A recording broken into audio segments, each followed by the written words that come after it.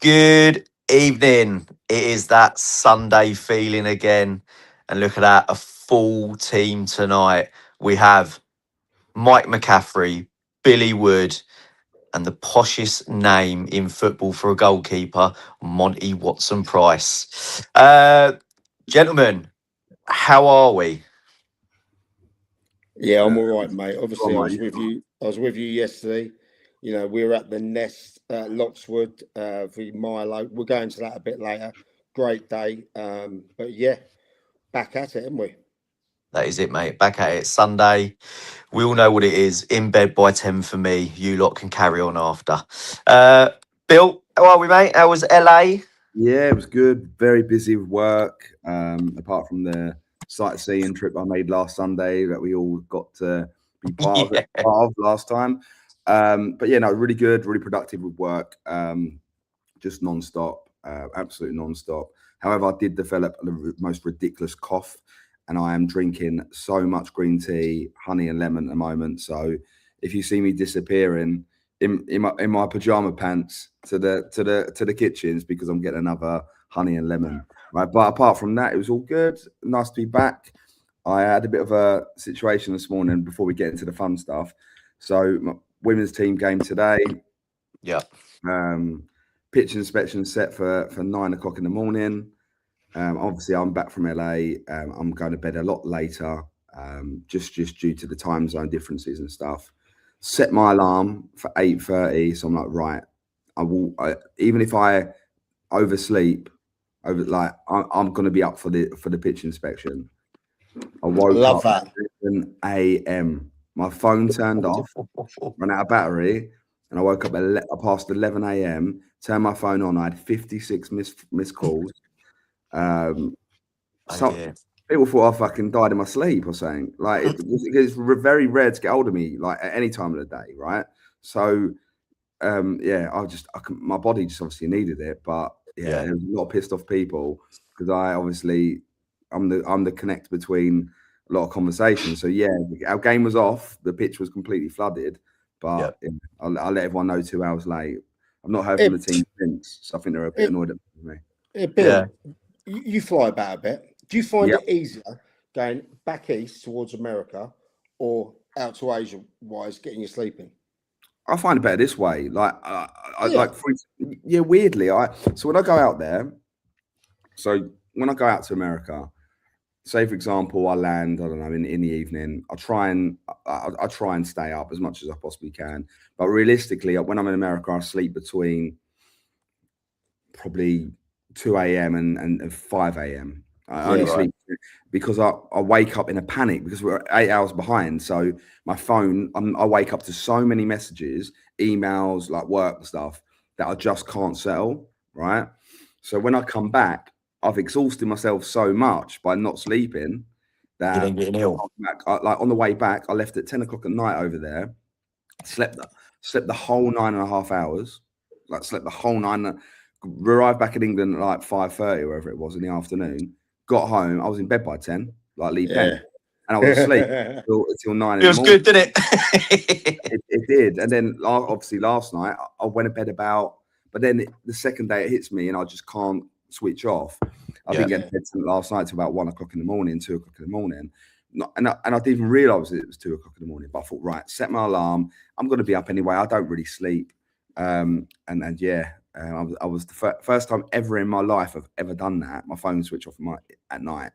Battery I just didn't put it on charge properly. Yeah. Global, isn't it, Billy? Exactly that.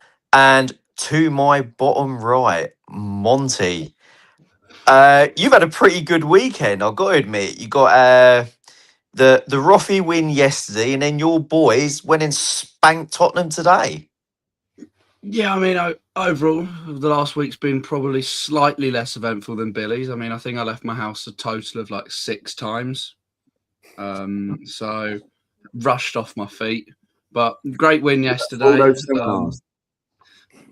Great win yesterday. First win in 6, and then getting to see the mighty Gunners stuffed Spurs, just rounded it off perfectly. Well, we're going to your game a bit later, won't we? Yeah. But I keep getting knockings on this fucking guest door, mate. Oh, Really? mate, let's open it. Who is it? You got someone popped in from Dubai. Here he is. Evening all. No one likes us. We don't care. We're all Yeah, there we are. yeah. We're here. We're in the building. How are we, Charlesy? Yeah, good mate. Bit tired, mate. Bit tired. Midnight over here, so yeah, stayed up to jump on with you boys. We appreciate it. We appreciate it, mate. But well, I mean, let's talk yesterday. Big win for your boys against Guernsey, and looking at that win now. What's the feeling, mate? Yeah, look, we don't want to get too ahead of ourselves. But look, I think realistically, anyone in the top five is still in with a shout. When you look at the fixtures and everyone's got to play everyone, I think it's Heaths and Stennings to lose. But with the form, ourselves, Peacehaven, and even Guernsey, I think they'd won 12 out of the last 13 until yesterday. So I think everyone's in for a shout. And look, we're just going to keep doing what we're doing. The cliche game at a time. But Yeah. we definitely feel that we're still in for an outsider's chance. Yeah, absolutely. And I've got to ask you before I hand over to the other gents here, mate. Your Fisher twins, they're something special, aren't they? Yeah. To be fair, Leon was suspended yesterday, so he didn't play, but he's been amazing since he came in back end of last year, and not just trying to. Well, we will single him out. Noel Fisher, and I'll say it and I'll scream it from the rooftops, is the best player I've ever seen at this level. The boy is incredible. Give him that freedom to play and go and express himself, and he does things I've not seen anybody do before. He's a really nice lad as well, isn't he, Charlesy? Both of the. Do you know what? Both. That they are top lads, and do you know what? They look after themselves. They don't drink. They're in the gym pretty much every day of the week. They look after their bodies, and we've got. I know for well I've had a step 2 club contact me today about Noel, asking about maybe bringing him in there in the summer. But I'll make no secret of it. Like I will try and get him a full-time deal come the end of the year somewhere. I think he's that good, but someone's just got to take the chance. Exactly that. Gentlemen, any questions? Yeah. Look, let's talk about a game yesterday, Charlesy. Right. So me and Penn came out with 3 days review over in Guernsey. Had a fucking wicked time. Met your staff, met your players, got to know you properly behind the scenes, all that lot. You went there, took a 3-2 win, I think it was, wasn't it? Yeah, 3-2. Yeah, great. And you were value for that then. Come back over here, 4-0. I'm hearing it could have been 5 or 6-0. I'm hearing things like they tried to target a few of the players, including like no and that. I saw the way they took it down. What now can you go on and achieve? Because after the results, I don't think, and I think we're going to talk about this on the list, I'm not sure if it's a 2-horse race anymore. Yeah, no, look, like I said, I don't think it's a 2-horse race. I think realistically, and I think Kevin and Hammy would say the same. I think they're very aware of what's behind them and the form of the teams that are behind them. When we talk about resources all the time, and again, I always go on about it, but they have got the 2 biggest squads that you think the fixture pile-ups and stuff like that they should be able to handle. But listen, when you're at the top of the table and you've got people chasing you, it's not nice. It becomes nervy, and every game's must win, right? And for us there's so much. There's no pressure. We was never spoke about being a title challenger. When I come into the football club, that they hadn't collected more than 46 points in 7 years. So Wow. and it's credit that people spoke about us in the summer to be in and around the playoffs. But what right do we have to be anywhere near the playoffs? I inherited a squad basically was non-existent, and had to completely rebuild it. And we're just going to keep doing what we do, Mike. And you know, like I said, I think there'll be a few more twists and turns, you know, in these last 10 games or whatever it is. Yeah. Before I chuck you over to the lads, I know the recruit you, Harrison, Paul, the lads have done, right? It's well documented your links with some of the bigger clubs around and they're able to draw them over here for, quite frankly, less money than they would get going out on loan to other clubs. Okay, what are you doing different, or what are you telling these lads that could quite easily go on to other clubs about YM down there? To be honest, right, it's, you know, especially with the bigger clubs, you know, we've got an amazing relationship with Bromley, and Yeah, I you know, know. for them, I don't think it's about the money. I think it's that they trust that we look after the boys, and I don't think that one lad that we've had can go back and say they've had a bad experience. I think that's really important in a player's development. You know, that they're looked after. We create as professionally as we can the environment for them to come into. So you know, it's not, you know, there's step 5 sides out there that don't run nowhere near like we do off the field. I'm not trying to blow our own trumpet, but we've got an incredible team, you know, and we go, you know, to extreme lengths in what we do.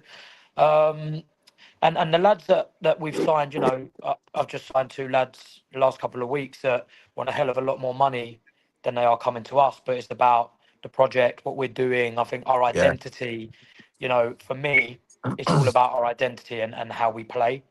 And, you know, not everybody will fit in, you know, so we're looking at it now like it has to be the certain type of player to suit what we do. High energy, hard working, you know, we press extremely well, which, you know, I'll give away our game plan a little bit, but I think everyone's played us now where sides now, Monty will tell you when we went to Roffey, they played a back 5, allowed us no space in behind and just banked up.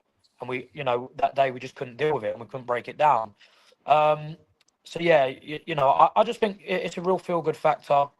And as I said, you know, I think create the right environment, you know, create that real winners mentality, and the lads don't want to leave, you know. Yeah.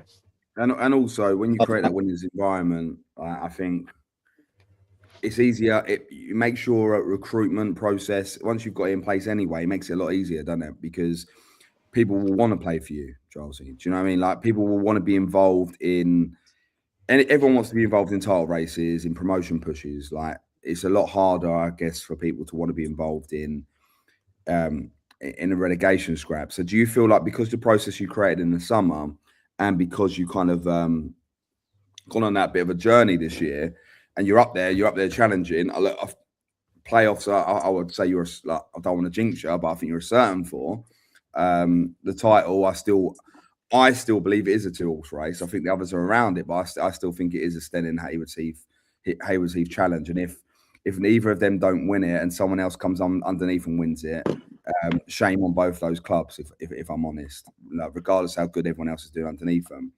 But do you think that what you created in the summer has now allowed you a platform to effectively not pick the players you want, but like you can be a little bit more selective and the conversation's a lot easier with players when you're bringing them in? Oh, 100%. You know, and if we roll back to December 24, Yeah. it was extremely hard. Extremely hard to recruit, and you know, it was literally just trying to get in whoever I could to try and get results. Yeah. You know, and it was always when I took the job at YM, it was always about this season, and it was about just trying to get through and then having a fresh slate to put my own identity on it, create something that represents how I like to do things. Yeah, you know, and you're right, Bill. People want to be involved in title races, playoff races, you know, at the top end of the table. And when we was down there last year, no one would want to come to us. Do you know what I mean? So Yeah. it definitely does help. It definitely does help. But I do think that I keep going on about it, but the environment is so key. You know, you know yourself. Obviously, you've just stolen Harry Haynes off me, haven't you, Bill? So, you know, Not just me, yeah. but no, jokes aside, you know, like I'm sure you'll see Harry absolutely loved it with us, but Yeah. you know, as a scholar at Bromley, you know, really needing to to push himself on, he had to take that jump. And I think if you ask him straight up, if he already had his pro, I don't think he would have gone. He would have saw out the season. Now sit And out, yeah. he's been honest about that. But you know, that just says everything, I think, mate. Do you think then, right? And you're in the mix of it big at the moment, right? And your full focus has to be Horsham YM. But do you feel you've now laid the foundations for yourself and your management team and your staff that, and I don't want to put words in your mouth here, Charlesy, so you can always no comment it and pass it past, right? But do you think that you've set yourself up now that level-wise, your group, your coaching staff, your team, your setup, the way you operate, the culture that you bring, do you feel like now you can take it outside of like which you predominantly your career as a manager has been in county level? Do you think it's now time for you to step into those Isthmian leagues and Good question. Good question. Really good question. Yeah. Do you know what? Look, I'll be lying if I said that it isn't what I want next. You know, and I've been open with Steve, my chairman. I know he's probably listening. He's you a know, great guy. Incredible guy. You know, he is. And I spoke in our first dugout, Mike, and I said it's all about, you know, pick your chairman, not your club, right? If you remember that comment, and he is definitely someone that He's you a know diamond, I mate, would pick. Steve. Incredible. You know, so supportive. Like, does you know? I think I bugged the life out of him, to be honest, with you know how my OCD sets in, and you know, thank you to him for putting up with that. But yeah, look, I think you know you know you got to earn your stripes, right? And I look at it now, and I do believe that we would be an asset to pretty much any club in the Isthmian, with what we bring to the table. However, like I say, why can't we get up this year with YM? Yeah, That's 100%. you know, and that's what we've got to look at. Listen, like I've made no secret about it. I want to go as high in the game as possible. To me, it's not a hobby. You know, it really isn't. To the fact that you know this family holiday that I'm on, I've made sure we left Saturday know night you after have. the Guernsey game Coming home straight early, to Yeah. weren't you? straight to the airport, and I'm back. I'm back in time for Eastbourne United on Saturday. So I've had to cut it a night early. So in the bad books. But look, for me, it's about the bigger picture, and I just feel that why not? Why wouldn't we be able to work? You know, I think we can work higher than that as a group. I really do. Yeah. You know, I back us. You know, and eventually I want to be in full-time football, however that may look. But look, that's where we are. Look, we are at the moment. We're at step 5, county football. Yeah, Could I your do chairman is listening. Look. I'm Steve, bloody- sorry, I wasn't trying to set it up. I'm sorry about that. And I'll just, Charles, address this one quickly, mate. go out to ask questions. Charles, address that one. That Seven comes days. line. So I think he's had 5. He's Is that had official 5. approaches? Pardon? Official approaches, yeah. Well, yeah, we won't start talking about that, Bill.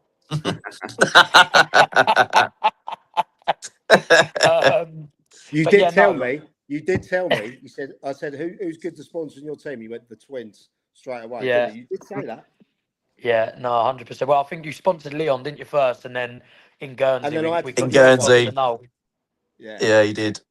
But yeah, no, look, he's had the latest was a step 3 club in Sussex, and look, what I will always do is right.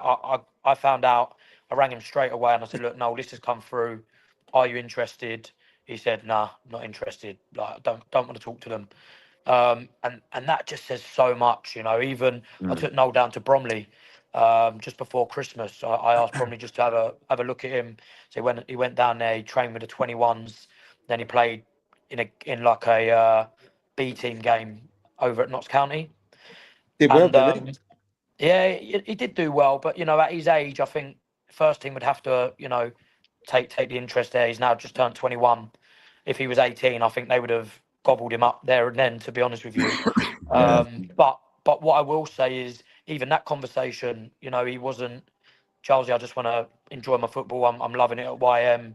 I'm playing with my brother and my friends, and I just want to focus on this season. And I think that's just showing in the numbers he's getting. And, you know, that boy will have a hell of a highlight reel come the end of the season. Oh, Yeah, absolutely. So obviously, Giles, you're cutting your holiday short to get back for Saturday's game. But how are you feeling about the upcoming cup game against Eastbourne? Yeah, look, excited. Dress rehearsal. Sorry. Dress Dress rehearsal. rehearsal, Mike said. People have said. Yeah, no. To be honest, I'm a bit disappointed with the ruling. We had two postponed, so they've moved Yeah, it to Borough, which is a massive disadvantage to us. Them coming to us on a heavy pitch on a Tuesday night, home advantage and all that. It does matter, and it for me that they're the fine margins, right, for us to have any chance of success. But look, one thing I will say is that we won't change what we do. We'll go to mm, Borough and we will put on a real show of what we're all about. Listen, if we get destroyed for doing it, so be it. But we're not going to go there and change what we do effectively. Don't get me wrong, I'm not being arrogant in saying that. What I mean is we have no right to win the game. Why not go and really express ourselves and and for some of the boys to platform themselves. yeah, I don't want to make the podcast all about Noel Fisher, but unfortunately Noel's cup tied for that. But you know, playing in that sort of level game, like I think, is where he deserves to be. And it's a shame we don't have him. But look, we've got some very, very good young footballers with us, and for me, I'm all about their progression and development. We'll never stand in their way and always try and push them on. So hopefully they're in the shop window. absolutely. Mont? Mons, anything to ask? I mean, we managed to avoid the Fisher brothers when you came to us with their little Christmas holiday. But looking at your results and the games you've lost, I mean, you lost one in August, one in September, two in October, two in December. So when you lose, well, your last four games they've come in pairs, which may not be significant, but it's interesting to see that you go on the big runs of, like, you went November without loss, you've gone January without loss, you're gonna go February without loss. I mean, the team cohesion there must be like impeccable. I mean, I see the photos that are on the Instagrams, on the Twitters of the team just being such a unit. And is that the most important thing for you when you're looking for a player? Do you know what? It's, again, really good question, Monty. But we talk about environment and culture, right? That is it. And I think nobody, we've just signed Richard Pingling from Midhurst. He scored 3 in his last 2, and I've worked with Richard for years. I had him at Croydon, and I had him at Epsom for a short period of time. And he came in and he's had to really buy into how this team play. And nearest man to the ball, you work your nuts off to try and get it back, and it just but because of the rest of the group, straight away he's doing that. And that's something that I would probably say in his game probably wouldn't have suited this current group. And we had a long chat about bringing him in, and there's no doubt in his ability, right? He's a clinical goal scorer. But I did have to have a little question about, is he going to do that running that Usman, that Jesse, that Sam Hards, that Fisher, that Adam would do, and look, he's coming in and just is doing it himself as well. So it for me, what's important with a player is the buy-in. We expect people training. We expect people to be respectful to one another, look after each other. And just try and, I know it sounds cliche again and it may be a bit cringy, but create that family environment, and for me, I think people I around the saw club. it. I saw it, Yeah, bro. well, we've seen it. Yeah, Yeah, and you know what, like that was a brilliant time, Guernsey, and that brought the group so close. And I'd always say, if you're going to Guernsey as a team, do not fly back the same day, because Yeah, you know I agree. I it, agree. it was the memories we've got from that trip will last a lifetime. Where that, who? that coach fired You over. say that, Charles, you won that day, right? If you go there and get tonked 7-0, your night might not be the same. Do you know what I mean? No, no, of course, and listen, that's a great point, right? But thankfully we didn't lose 7-0. So as I said, memories to last a lifetime. Yeah. You know, Connor Cole cutting his pants, jumping in the harbour on Sunday morning, I going for a was swim. just about to ask You that. know, Who was it it's, again that jumped in?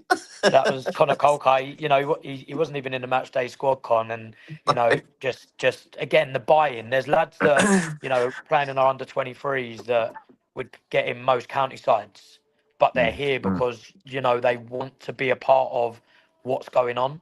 So yeah, no, fantastic. One Yeah. lad, we won't say it was. One lad went missing though, didn't he? He was lucky we got him back on the flight on the way back. Won't say who it was. we won't say names, but we know. Gentlemen, have we got any more questions for Jarzy before we Let let him him get go and back get a to good his night's Honestly, sleep, mate? his Yeah. 5-star hotel with Yeah. his butler on call whilst he's sitting there. Do you know what I mean? With his like all his gear on and all that lot. Charles, you're a fucking legend, mate. No, Doing bits. the butler's got the night off, mate. Don't worry about that. And also Harrison, all the boys over there. Do you know what I Yeah. mean? And that. Yeah, good luck for the rest of the season, mate. And if you make you will make the playoffs. Like we're rooting for you, 100%. Yeah. Appreciate it, boys. Enjoy the Have rest a of the good show. one, Have a good mate. one. Cheers, mate. Thank you. Good night, brother. See you later. So that's mad with this show, isn't it? People can just jump in left, right, and Yeah. centre. That's what we're about, mate. That's what the show is all about. Unfiltered, uncut, loads of rubbish, loads of people jumping in. Yeah. Had Alex Lang jumping 2 weeks ago. Hey, Bill, you see that out? I like that. Is that like an upside down LA? Upside down, yeah. I like That's that. awesome. It's a bit like an off-white. It's a one-of-one type shit. That is. Do you know, I'll be honest with you. I'm only wearing it because, like I said, I've been coughing all day. So I've been sitting in pajamas all day, right, watching football. My hair's an absolute state. And I looked and thought, shit, I've got a podcast in 15 minutes. What I'm going to do. So hat goes on, protects the hairline as well. So it's all good.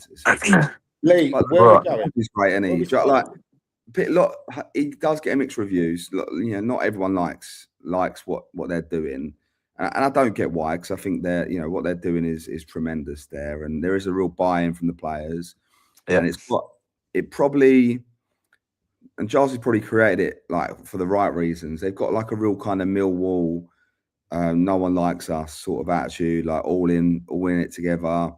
Quite loud on socials. Like even I saw that the Horsham YM account said YM is the project, Billy, which is a great comment. But they've got to be able to take it. Like if they give it, they've got to be able to take it. Exactly. And but to be fair, I think Giles, he responds to a lot of people that give it.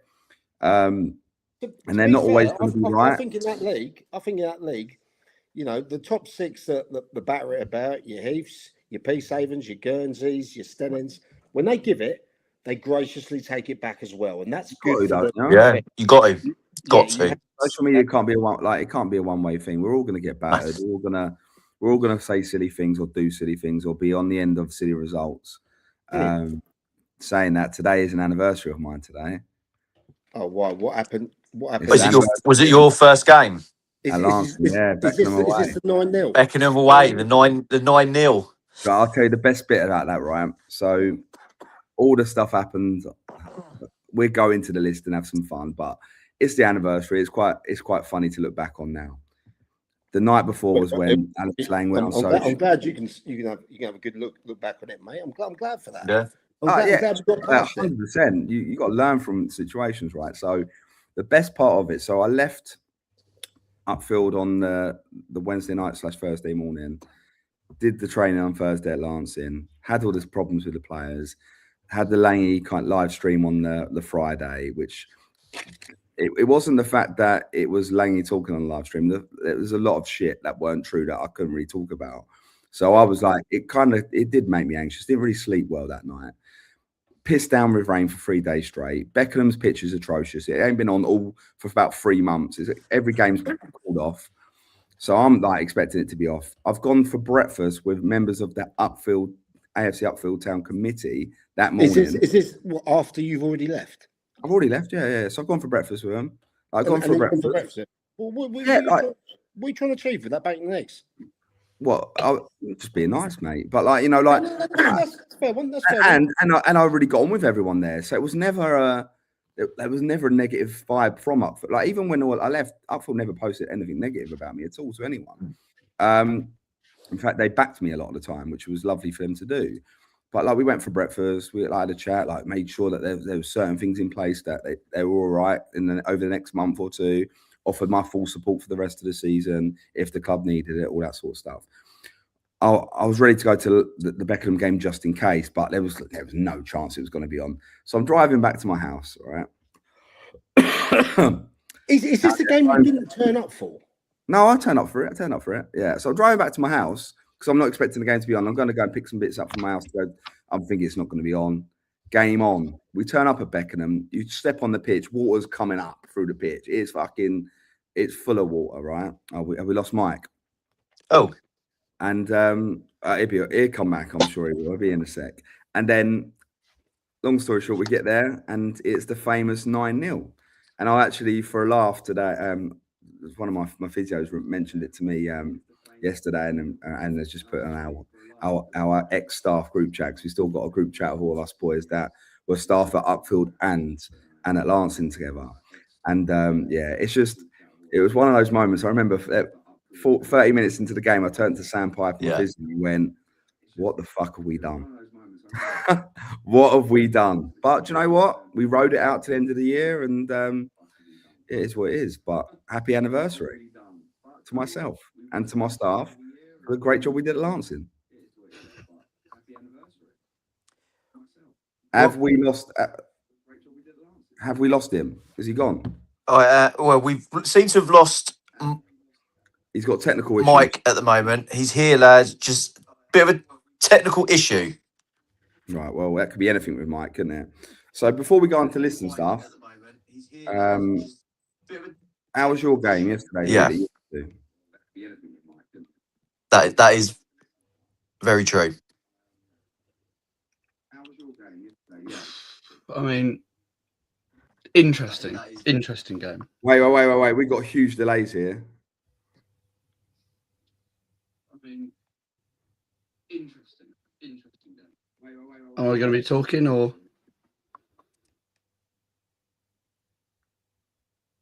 No, seems to be all right. Yeah, I said that about 2 minutes ago. Yeah, I'm all right. Monty, you okay? I'm good. Sorry, lads. I was just chatting. Mike, can you hear me? Yeah, of course I can, mate. Sorry, right, mate. Lee, can you hear me? Yes. Right, I think we got Mike back. Monty, you can hear me, yeah? Yeah. It's not my internet that's gone. Monty and Mike, you're on the same wavelength as me. Can't blame that on me. Of course, yeah. He's behind again. Mate, he needs this crowdfunder, doesn't he? He needs this. If you know what they say, don't you? Give $3.99 a week to save an elephant in Africa. Do you know what I mean? Lee, you're gonna have to go off and come back on again, mate, because you are about a minute behind. Look at his face. To save an elephant in Africa. I mean, it's unreal, isn't it? It's unbelievable, isn't it? It's not me. See that? Cam, you're right. Yeah, Cam, you were there that day. Like, we threw together a team. Lee's coat might have blocked the Is his coat right? I was going to ask Lee, Mike. I'll ask you. How was your game at Loxwood yesterday? Mate, I'll tell you one thing, right? So we went down there. First and foremost, wonderful hospitality from Mark, from Ian, Graham, the boys, and everything like that. Beautiful. First time down the Nest. Never been down there. Absolutely. I've never been. Never been. Absolutely. Have you never been? It's pretty similar to Roffey. It's surrounded by trees and everything like that. Okay. They've got a wonderful community club. They've got a couple of snooker tables, pool table, beautiful bar, darts, even a squash court and that built in. You know what I mean? It's really nice. And outside they've got like an outside bar and an outside where they do the burgers. Jesus, I mean those burgers. I had a magpie burger, mate. They were good. Butcher's meat, sausage in it, crispy bacon, onions, tomatoes in a crusty roll, mate. Bit of burger sauce, mate. And you get that burger and a pint for £8. Tell me that's too cheap, isn't it? But bargain, mate. Bargain. Yeah, Mile Oak, literally controlled the first half of the game, did well. They defended really well, didn't let Lockswood get into it. Second half, Lockswood come more into the game, but by the time it got to 2-1, and then Milo scored the third, the game had killed. You know, It was too. Yeah, it was too late by them for Lockswood to But- come back into it. but we got to go in the change rooms before the game with Lockswood once they did their team talk, everything like that. We got real behind the scenes access that we're putting. We really put a video. We're gonna put another video together as well. Okay. You know, we had a great day. I can't thank Mark, Ian, Graham, and the lads enough, because literally it was brilliant. You know, problem was, Bill, I was driving, and they What? mate, and they given us get access to the bar. You know, help yourself and things like that. You know, I'm sitting there like that, half a lemonade after a thing, going, all right, boys, in bed by 10. He's taken away. He's got his double vodkas going like that everywhere. You know what I mean? He's got like 3 drinks on the go. And that Dean, the cameraman, came out. But look, Milo deserved it in the end. And all I say is, don't ever hire Dean as a cameraman because he's useless. yeah, he turned up, did a few shots, hit the bar, And it disappeared. didn't leave. But But anyone that wants to go down there to the Nest, go down and see. You have a great time down there. Really, really welcoming, lovely area, lovely pitch, and that lovely hospitality. Can't rate it enough. You know, thank you to the guys. Really, really am. yeah. And there's Ian, the Lockswood manager. You saved me some money. Yeah, I was driving, mate. If he weren't driving, woof. It would have been over. You would have had a roast on Sunday if he weren't driving. And the thing is, they even got Cruzy Campo in for you, didn't they? Yeah, they did. They did. I'm on a one-man mission. I'm on a one-man mission to get a £1 sponsorship from Cruzy Campo. That's it. I thought, this is my goal for this thing. Never know. But yeah, great time. But yeah, Milo deserved it on the day, warts and all. But thank you to Lockswood for their hospitality. Wonderful hosts, wonderful. Yeah, Right. really, really worth. So a little let's like use that to move into the next thing. So Milo won. Puts a little bit of pressure on a big bet that I've got with Stuart Slaney. Right, it does. Milo in the playoffs and Shoreham staying up. I think So he's on a desert island at the moment. Shoreham versus Lancing, where we saw that Shoreham took all 3 points. Yes. So I want to say this, because we can batter people, we can have an opinion when things aren't going to go well, but we should always give someone credit where credit's due, right? Yep. The former Shoreham, they picked up 7 points in our 6 games. That's the best they've been for months. So look, whilst it's not championship winning form or whatever it is, there is an improvement there. So you've got to give Connor a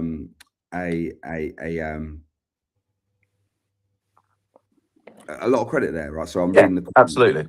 So, you know, well done to Connor, well done to Shoreham for the win, the Derby Day win. 1-0, clean sheet. It's worrying times for Lancing, isn't it? Yeah. It is. I know I couldn't really talk much last week because I was on that stupid fucking bus, which I really was embarrassed to be on, if I'm honest. But I was on that bus. I would have done the Hollywood bus, mate. I can't do it. I'm scared I'm going to bump into someone I know and they're going to see me on the bus, right? And also going up some of those fucking hills, it's scary as anything. You think you're going to go over the edge. It's horrible. And I'm scared of heights. So going to Lancing, full disclaimer, I sent Martin Gander a message. Look, I get on really well with Stu, but I have managed Lancing and I'm not to the point where, because of what happened there or how I was treated, I'm not against Lancing in any way. In fact, completely opposite. There's a reason why I went to the club in the first place, because I genuinely like the club. I really like the supporters. And every time I went to Lancing, whether that was with Hastings or just as a supporter to go and watch or just watching a game of football, I always felt a real connection with the club. So I don't want the club to be suffering in any way, shape or form. And it's horrible to see. but they lost they lost a friendly to Upfield the week before, right? Who Upfield ain't played a league game in about 400 years by the looks of the results. They might have improved. They might, like, it is what it is. But with all due respect, that you shouldn't be losing against a team that's down there. Obviously, Martin then went on social media and made a comment about he didn't feel like everyone was pulling the weight forward in the team, and they got beat by desire, by Upfield, and not by quality. And that's fair enough. I do like that. 100% fair enough. Yeah. They go into this big derby game, and some good players have gone back there. We obviously had Lange on a couple of weeks ago. We know Lange is, especially for that level, a very great addition. A very, very great addition. And they bring in, a few others too. And for whatever reason, it's just not clicking down there, and it hasn't clicked all season. They're now bottom of the form guide. They are now bottom of the league. They don't seem to be able to still win anywhere. What does it mean? And this is kind of an open question, really, right? Okay, because I actually, for all the praise I'm going to give Shoreham, I still think they're going to be I think they still will go down with Lancing, just because I think Vardinians will have enough. Owen's a ref. Did Owen ref that game? I'll throw a dog of a pitch in grim weather on another day. Lance will walk away with something. Right, okay. But if you ref that game, mate. So, yeah, he did. So, if they're lacking the physicality, that's a worry for me, because the county leagues are all about, in my opinion, about physicality. It's not about ball playing teams trying to keep 82% possession and being all gun ho and attacking. You've got to defend well as a unit. You've got to attack well as a unit. It's about who's better in both boxes, right? So,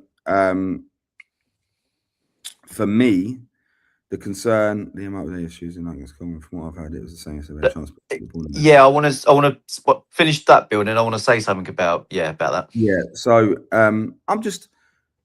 I'm worried for them as a football club, in a sense of, if they go down to step 6, it's a great opportunity for someone to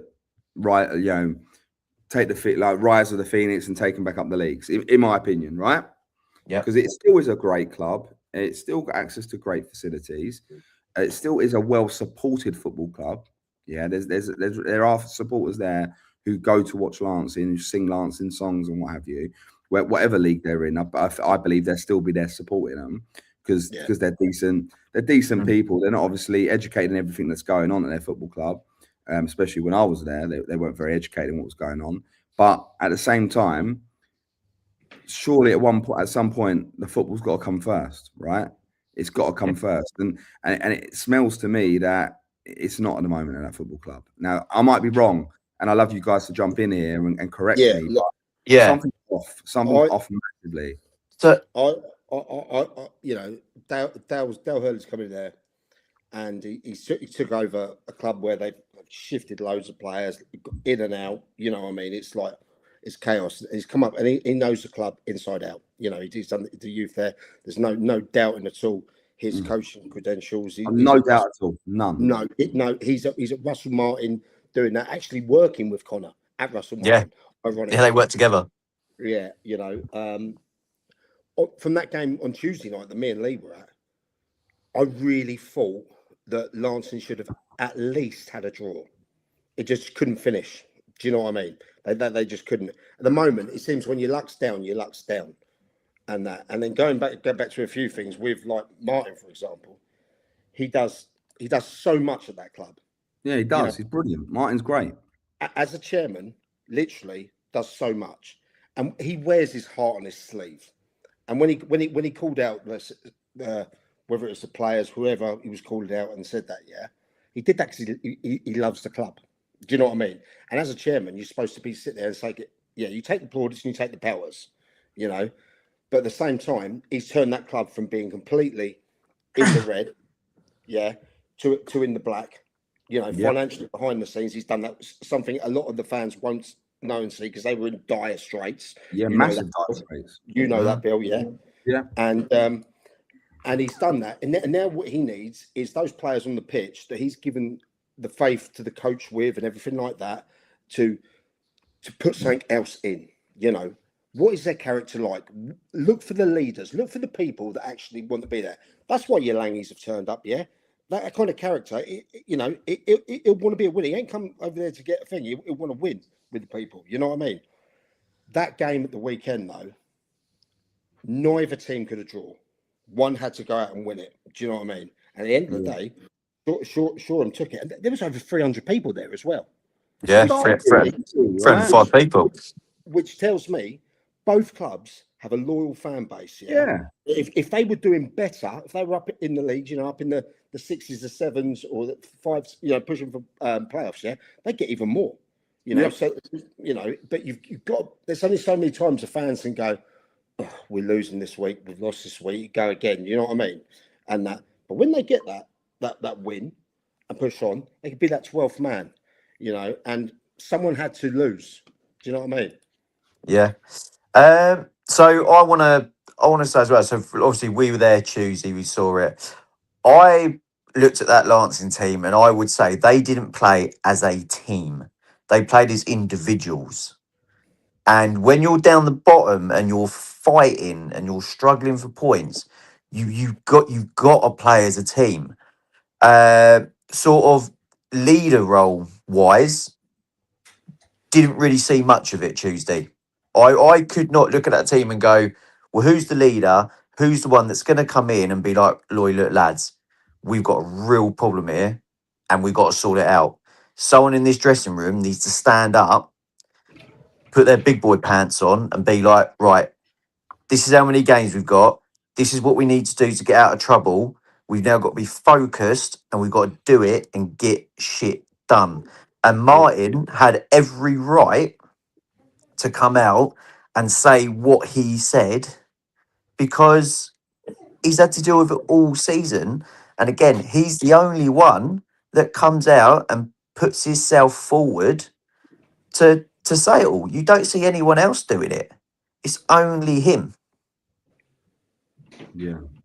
It's that's just my opinion. Yeah, but you don't hear anything from the management or playing side of things either. Nothing. So and not every manager wants to do an interview after every game or say what they want to say. But sometimes it gets rid of sometimes it actually not alleviates the prep. We'll talk about that one in a minute. I actually think he wouldn't have, and I'll tell you why in a bit.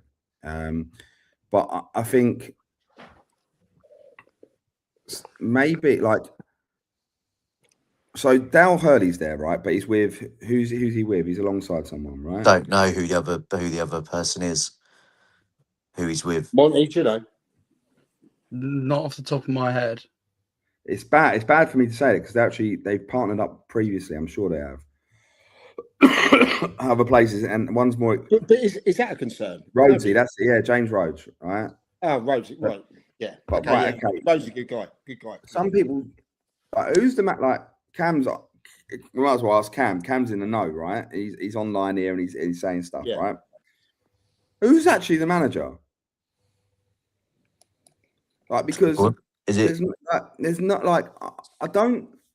I don't think I've seen any real dialogue or anything since it happened. I don't think I've seen anything from the club. I think there's been a meet the manager. I don't think there's been any. So when Dean Cox come in, it was all we're in this for a long run, and Dean was doing all the PR and the press and stuff. And he bolted out for his own reasons, right? I don't think any of us found out why. I did a Dugout Diaries with him 5 days. No, I listened to it. And then they left. him and Rhino. I was like, what am I doing? I've given them the kiss of death. Yeah. But they gave no indication that was... Well, I remember. Do you remember when I messaged you and told you I knew? Yeah, and I was like, but I've just done an interview with him like 48 hours before, and there was nothing. Yeah. So, right. So, okay, they're joint, but Dow takes because obviously he's in a dugout. When James is playing.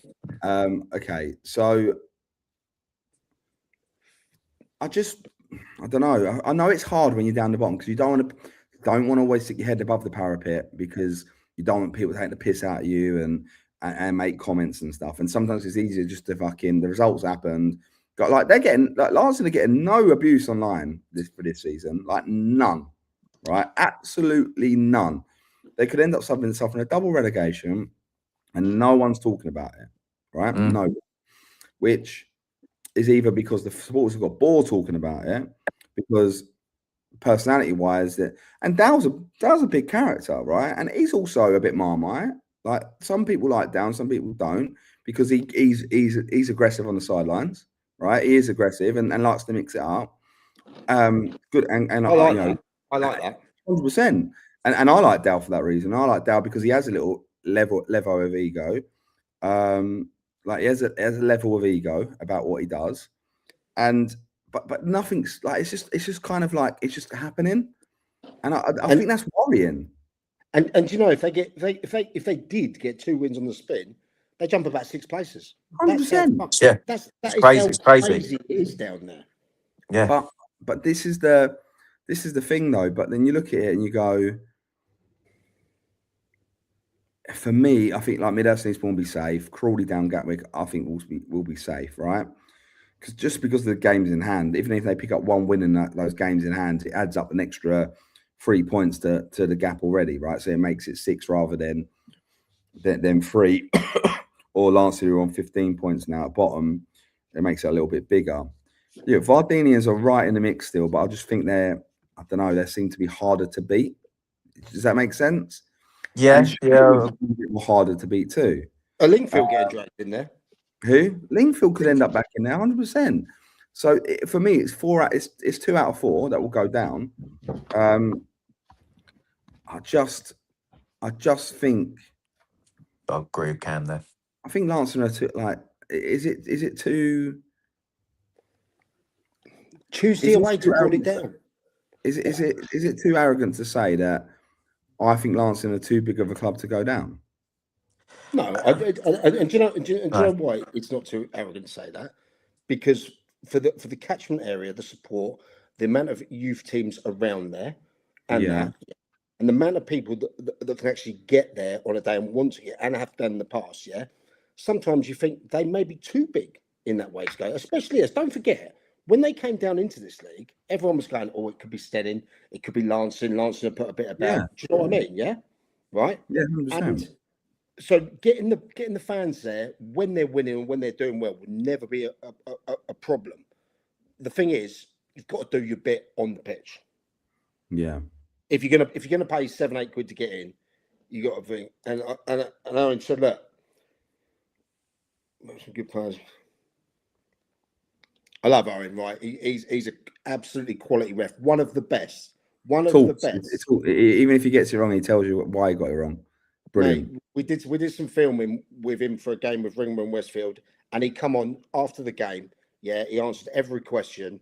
Literally, he didn't duck nothing. He was spot on. Yeah, he's a great guy. He knows I rate him. Mm.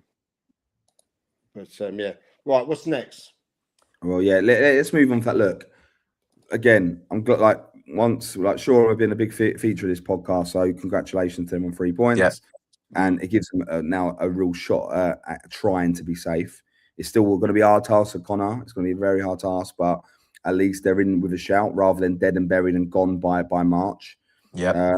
And look, I hope things change at Lancing. For me, it's a big club. It's a big opportunity,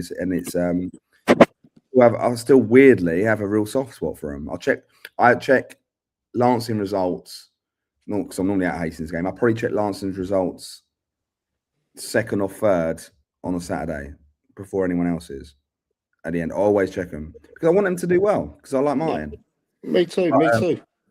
Right. So the list. The list. So that was the first on the list. We're going to go into. Let's talk about Haywards Heath and Steyning, because a few weeks ago when I actually was like, Haywards Heath could bottle this, I was laughed at, Mike, and you asked for a bet. I was laughing at you.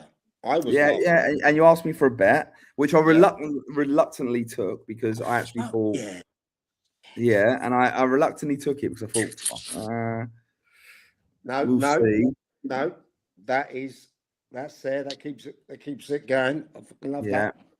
So, Bexhill, the Pirates invade. They came, they stole the flag, and they went home. Last minute winner, 4-3. 2 on the bounce for Haywards Heath now. Big couple of games away from. I believe they've got Pagham next, right? Am I right in saying Pagham next? Yeah, Pagham, I think so, Yeah, it's the. I think that's the rearranged one, isn't it? So they got Pagham on Tuesday night, and then Guernsey on Saturday. 2 tough games. Very tough games. If they don't pick up maximum points in those 2 games, what are we saying, boys? If they don't pick up, like you said, maximum points in those 2 games, you got to think with the run that Stenning are on, it's Stenning to chase, isn't it? Because they're only 3 points at the moment behind Stenning. Yeah. Yeah. No. 3 or 6. 3 points behind, 2 games in hand. Right. So let's just say they beat Pagham, right? But then they go and lose to Guernsey. It puts them in a very tough. Look, Guernsey are only 8 points off the top with a game in hand as well, right? Only 8 points off the top. Look, I'm not buying into look. Horsham YM are doing great, top of the form table. Guernsey before the weekend flying as well, 1-12 and 13. Peacehaven flying as well. 9 on the bounce. It's a 2-horse race. I'm just saying. I don't think Stenning and Haywards Heath will drop enough points to allow anyone else to creep into it. But I think there must be some jitters really with Haywards Heath at the moment. Well, we were at Loxford yesterday, and one of the Stenning players, Callum Condell, his dad does like the burgers at Loxford. Who were amazing, as you said earlier. Yeah. Who you said were amazing earlier? The burgers. They were. Yeah. So I spoke to Cal on the phone, and they're just focused on what they're doing, Stenning. Do you know what I mean? Yeah, they're just going from game to game, not taking any notice really of what anyone else is doing, just thinking of the next one. They know that, Haywards Heath lost a cup game, a couple of league games. They know that Peacehaven are 9 the bounce. They know that YM and Guernsey are still in the mix, but they just go from 1 to 1 and there. And, they will push them all the way. And I tell you what, there's a couple of really big games coming up. You know what I mean? I think Statman did some simulations on winning last week. Yeah, and they had it come out like Haywards Heath for like 90% over like 1,000 simulations to win. Now they're down to 72% in 1 week. Do you know what I mean? Really? Yeah. And what non-league just said there as well. What a game that's Right. going to be. Monty, you went to Haywards Heath and won, didn't you, this year? Yep. Bexhill just won at Haywards Heath. Where was their last? Technically, ours was a home game, but it was there. It was their house, wasn't it? Right. They lost. Obviously, they lost in the Vars on penalties at home as well. Maybe home's not such an advantage at the moment. I don't know. It's not looking like it. When you can get the crowds that Haywards Heath can get, that's always going to be an extra man. You're not telling me they can regularly get 3, 4, or whatever they get. You know what I mean? And that's not going to help them. It should help them. That's got to help. Even when I took the bet, what did I say? I think Haywards Heath will win the league, right? I took the bet just because I know momentum can swing weirdly sometimes. It would be a travesty, in my opinion. It'd be a travesty if Haywards Heath didn't go up this year. Yeah, absolute travesty. All right. So if you had to nail, no chance, Cam. If you had to nail your money to the sale now, what are you saying? I would still say Haywards Heath. I would but I don't know. Sometimes doubt can creep in. and they are really top heavy with players at the moment. Have they got too many players? Too many options. Like, Yeah. as a manager, Is there? it's tough to keep everyone happy, keep everyone in the squad, keep everyone motivated. Haven't they? Sorry, haven't they got like 7 strikers or something? Is it 6 or 7 strikers on the books as well? Well, let's go through them. They've got Mark Golston, sorry. They've got Callum Barlow, Tom Chalet. Who else they like? They've got, and obviously they've got Lloyd who plays out wide. They've got fucking so many options. Ryan Warwick in the 10. Like, they've got so many options. Human. But Rose playing left back. But also having that many players in any squad, when the players aren't playing and they start to feel a bit upset, they're not getting game time, negativity comes into it. Do you think that filters through to the squad as well? It depends on the mentality of the group, doesn't it? Like, Yeah. No, in that team. You not think so? I agree with Mike. I think there's a bunch of winners there. I think they're like, a lot of them have done it before with Sten, haven't they? A bunch of the boys have done it, right, including Kev. So there are a bunch of winners there. I think, but that being the case, it still is tough, right? Because you can get jury squeaky, like what Fergie coined it, squeaky bum time, and it kind of is. If they go and nick 6 points the next 2 games, and they go they only go 3 points clear. Is that right? Yeah, it's still tight. Yeah. It's really, considering where it was, it's fucking tight. So like, AMC have got to take a bit of responsibility here for the fact that they've let it get as tight as they've got. But now, are we not doing any justice then to Peacehaven, right? In what sense? Who went 8 on the bounce at home, flying? You know, they knew that 3 days before Heath had just come out of a tough Vars game. You know, there couldn't have been a better time to play them. Should we not put a bit of respect on Shatty's team? Do you know what I mean? Oh yeah, absolutely. I mean, you can't. The same as Bexhill, like at the weekend, fucking brilliant. Like, buzzing for Jay and the Bexhill lot for getting the result they got there, and they'd be buzzing with it too. But with that, like, just like what I'm saying is, this, like, Haywards Heath are such a good side that it should be theirs to lose, and unfortunately, it now is a battle, and they've got to make sure that they don't continually drop. They're kind of doing an Arsenal, if you get what I mean. They are kind of doing an Arsenal, Monty, right? Like, in the sense of it getting a bit, the gap being there quite big, and like people were promoting Haywards Heath in December. Let's be honest. Everyone's going, oh, they're up. They're flying. They lost the game. I was. But now it's not guaranteed that they're going to go up. So I'm not saying what's gone wrong, because when you look at their results and how they're doing within the league, you can't sit there and go, what's gone wrong? But what you can do is you can go, hold on a minute. Form guide, last 6 games, they've won 2, drawn 2, lost 2. They've won 2 in 6. But they also went on like 16, 17 on the bounce, didn't they? Yeah, but 2 in 6 has allowed teams to creep, has allowed Stenning to creep up. Yeah. And didn't Sten have a bit of a stop-start at the beginning of the season as well? Yeah. It started great, yeah. I mean, look, it keeps it interesting for us, doesn't it? Oh, do you know absolutely, what I mean? Does it? Absolutely.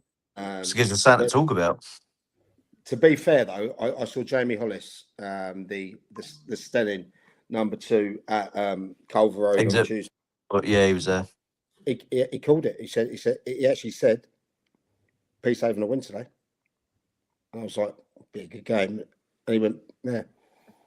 You know, so hey, look, I love it. And by the way, Huh? another man, Jamie Hollis, who had a torrid time at Lancing, but proving that he can be part of something successful. There's no doubting Jay's credentials. Do you know what I mean? He is. He's a fantastic coach. Do you know what I mean? There's no doubt that. Is Darren Budd still there? No, he's not. Is he? No, he hasn't been No. there for a while. He's another one I did a Dugout Diaries with and then left again. Yeah, Do you know what I mean? I think it's quite a good idea that you retired Dugout Diaries, mate. It seems to be a curse. If there's any gaffers out there that fancy leaving, just come and just send me a DM and we'll do a quick podcast and we'll make it a bit easier. I did mine after resignation. You did, mate. You did. I've marked my card before, and then I jumped. Yeah. Bill, what else is on the list? Right. Is Monty on the list? He saved the penalty yesterday. Did you, Mon? Yeah. One, It's a record, and it's got to be for record. How many 5 and 5? tell us about it. I think it's something like 6 out of 7 penalties I've faced this season I've saved.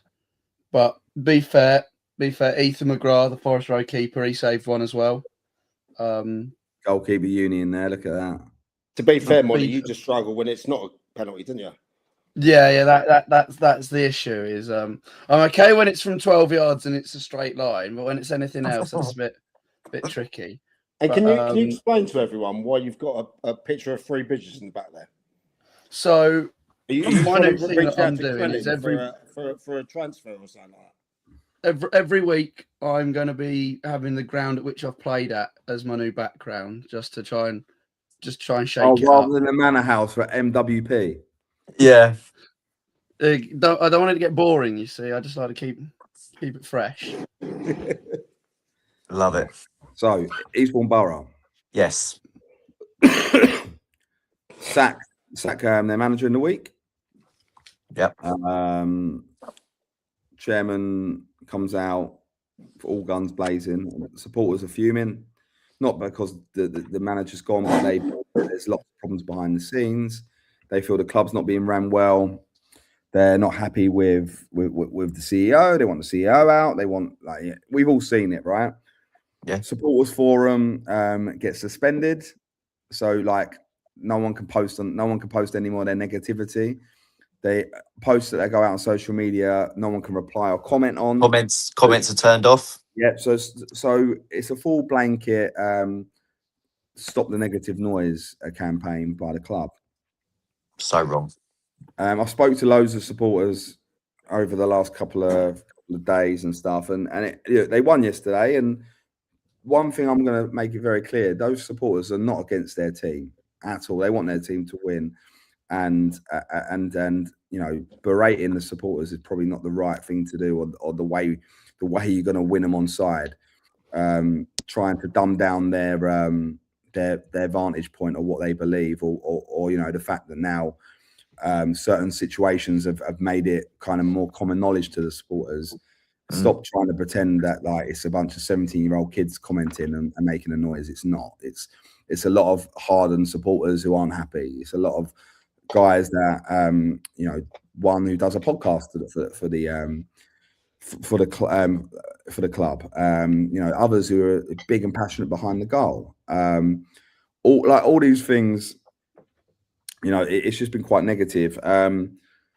Threats going out about, at your peril if you keep acting like this. And, supporters have been sharing messages that have been getting direct from people at the club, which is a little bit silly. And, so the club have been contacting the fans saying... I'm not saying who, and I'm not getting into that. Because... But are you saying the club has contacted certain fans, said we need to keep this... Oh, yeah, look, the chairman's come out in public and said, "Look, we need to get behind the supporters." And he went on a BBC radio thing and, said, "Oh, it's a bunch of fickle 17-year-olds making all the noise," and it's not. It's not. But it dumbs down what the problems are, right? If the supporters feel that their club's being mismanaged football-wise, they're gonna be upset, and you can't argue with them. The club was taken over by Simon and Alan Williams. Who Alan Williams runs the day-to-day at that football club. It was taken over. What's that? Are they brothers? No. Alan Williams was involved at Crawley. Millwall was a commercial manager. And he's now he spent a bit of time at doing commercial at Eastbourne Borough many years ago, and it didn't last long under the Dave Blackmore regime. Has come back as CEO under Simon Leslie. The club obviously needed the financial infrastructure that Simon brought to the club, and Simon lots of investors Lots of people excited about because he's a great salesman. He's unbelievable at creating a picture and creating stories. The problem with football though is, unless you're doing it on the pitch, you can't create these things, right? And it's hard to you're led, your drama, your TV show is led by results.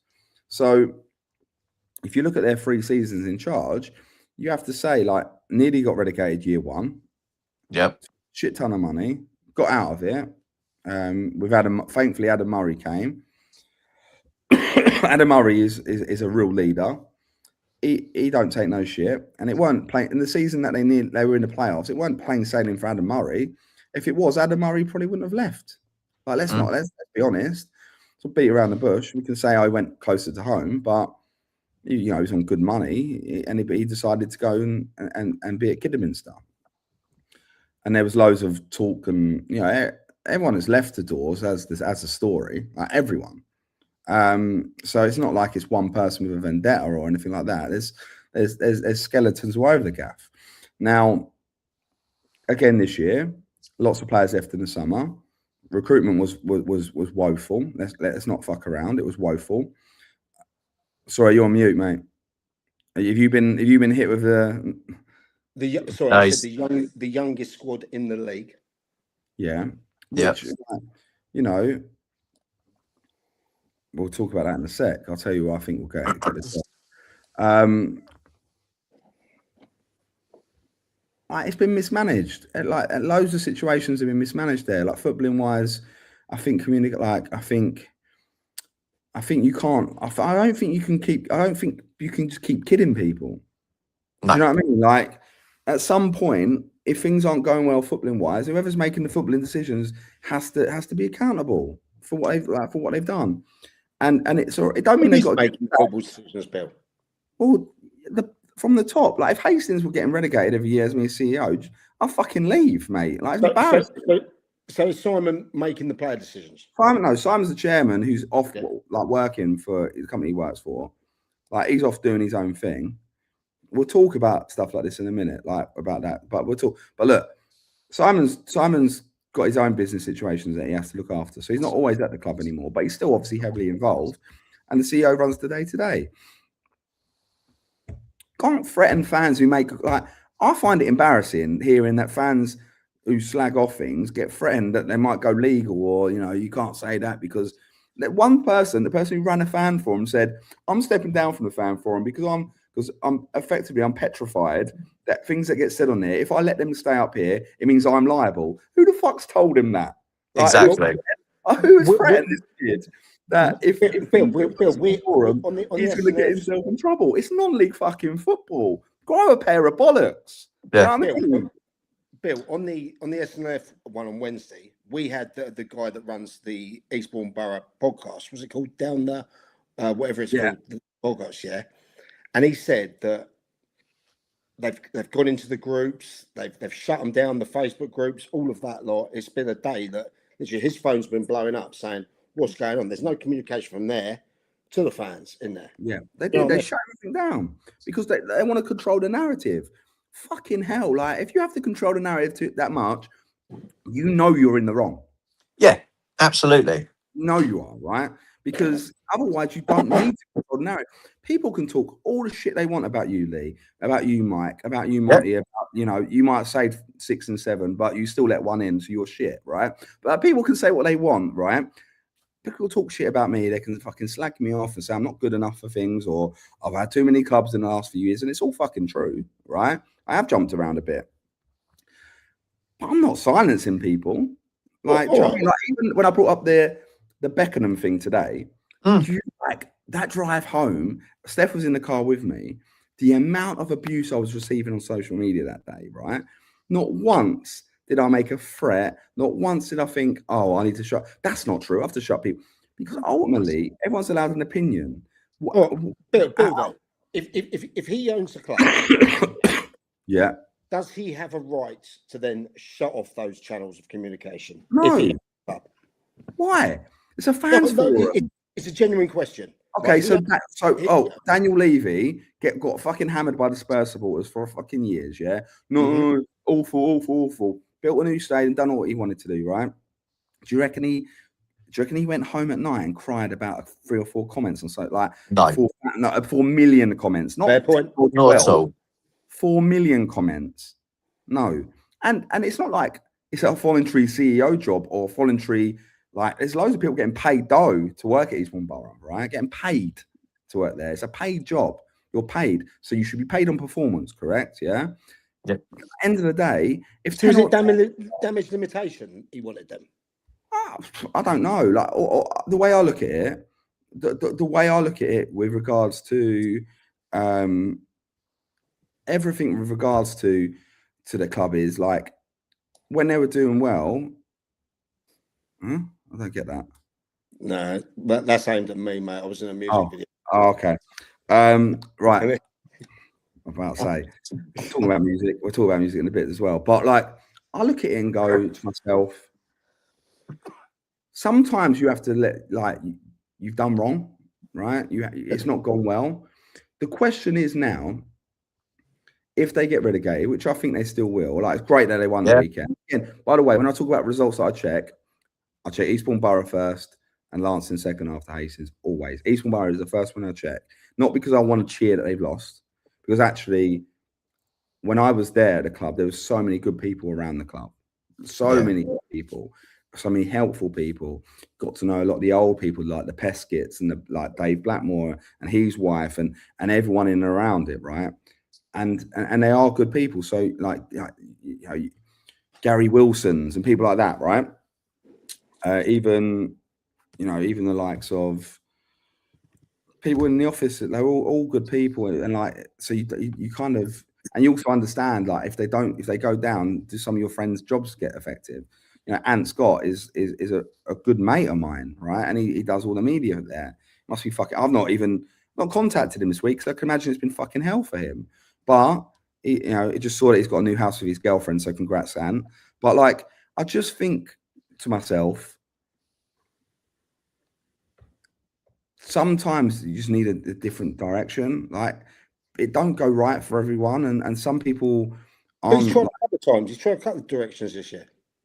I'm not talking about just on the pitch, maybe off the pitch, mate. Okay.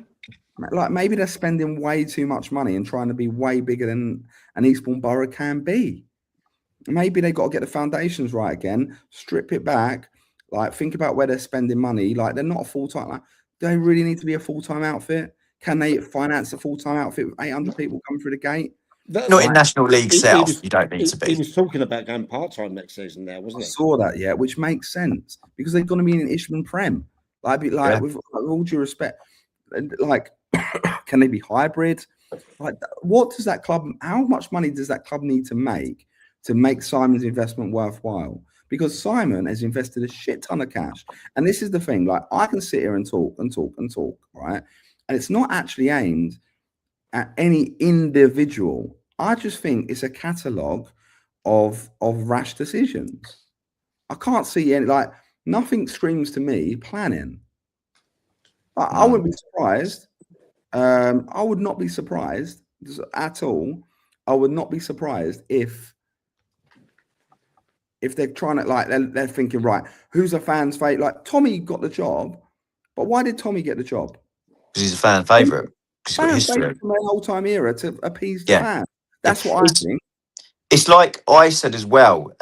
When they took Tommy on, you look at it and you go, okay, right.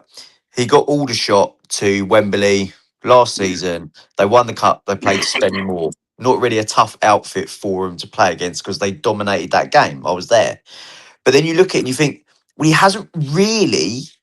he didn't really do anything with Aldershot. They were never fighting playoffs or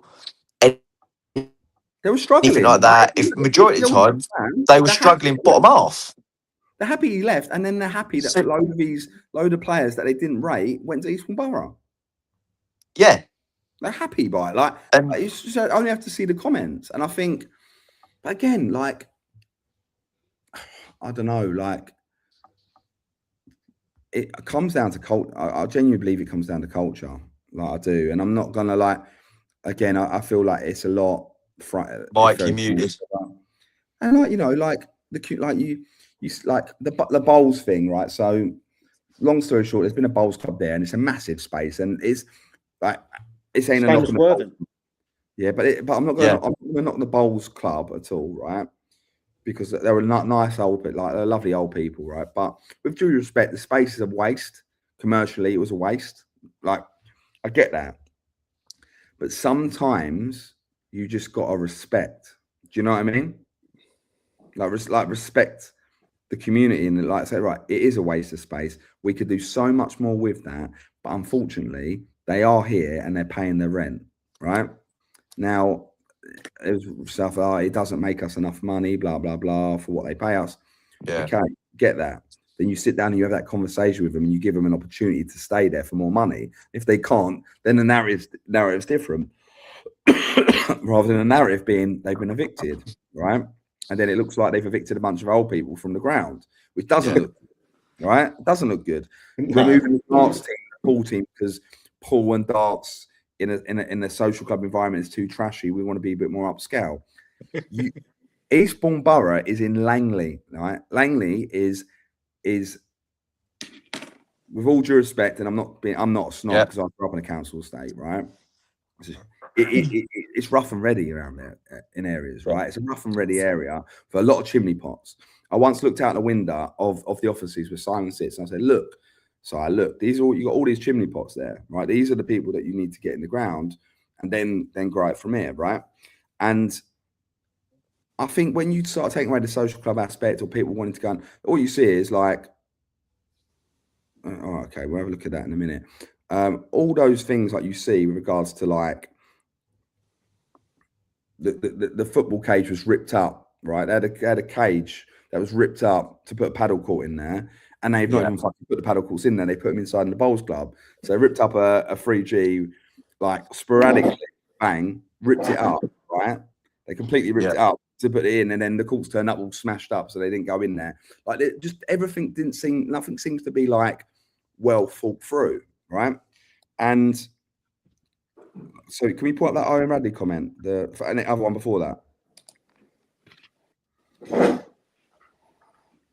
So yeah, all these things, like, it's not me saying, I'm not coming on here being a whistleblower. No. This is all out in the open, right? It's all out there in the open. The supporters are here in it, and there's been supporters banned. There's been supporters banned from making comments. There's been supporters like fully called out and said, you know, your comments are good. You know, someone could kill themselves over your comments. It's like, fucking hell, really? Like, do you have like? But it's all for me a horrible protection layer through what they're doing. Like, if it ain't working, it ain't working. There's two options. Change it. It's like it's like he said on the documentary, the 7-part documentary on YouTube they did, and even he said that they haven't got the support, the full support from the area and that sort of thing. And he said that's the one thing that he's found the hardest to break, is to get the full support. And he also said that the cup games, like I think it was the FA Cup, he wanted to have a really good run in that because it is a really good financial income for them. Yeah. So do you think at times that they're relying on the FA Cup to bring them in that little bit more money for sustainability? Not just the FA Cup, sponsorships. Like, you know what? I'm not going to go into the nuts and bolts of it, but the model is to sell as high as possible, right? Rather than plentiful, right? Yeah. There's been a lot of commercial managers come and go at like 2-3 month stints. Me being one of them, by the way. Like, full transparency. I did it for a few months. It weren't for me. Like, genuine, and I wanted to do well for the club, but it just weren't for me. Like, the targets weren't realistic, and it just weren't for me. And I left because like it just weren't. I did it because I genuinely like Simon. Like, when you sit down with Simon, he can make you believe you're 20 feet tall. Like, he's that good. Right? And I even when I see him, like, I will have a smirk and have a good conversation because I've got nothing bad to say about him. I'm just calling out like the overall situation at the football club. Because as soon as I walked in the door, I knew it was wrong. The day I walked in, and I could see, and there was little situations I just knew. But get your head down. You just have to try and get on with it, right? Because if you know you can't change it, what do? Do you just like you cause yourself problems from the off? And I I ended up causing myself issues because I didn't fall in form with certain people that rule the roost. So it is what it is. But I think, I don't know, like I say, it goes back to the point. There's two options. One, you change the way you're doing things. It might be an administrational change. Or two, if you can't deliver on what you're promising, or you've had enough, then you sell up. But what is a club in Langley worth that rents its stadium off a community trust? What's it actually worth? I think I'm more interested who goes in at the moment. Manager one. Okay. I mean, you got Robbie Blake as interim at the minute, and he won at the weekend. Yeah. So it's good result over Torquay. But Robbie's been there as a coach under Tommy, right? It's not right. He's been there. Yeah. But who goes in full time? Who do we think? Results mask everything, Charlesy, but they're not getting results. And there's a reason why they're not getting results, because the recruitment's not been right and the situation ain't right. And I'm not being funny. You can't keep, it's the same as a Lancing situation. Don't be on the level. You can't keep blaming the managers. So for 3 years, one manager's been successful out of 1, 2, 3, 4, 4 managers. One's been successful. So you can't keep blaming managers. So at Lancing, it's not worked from fucking since Dave Allendorf left. Let's be honest.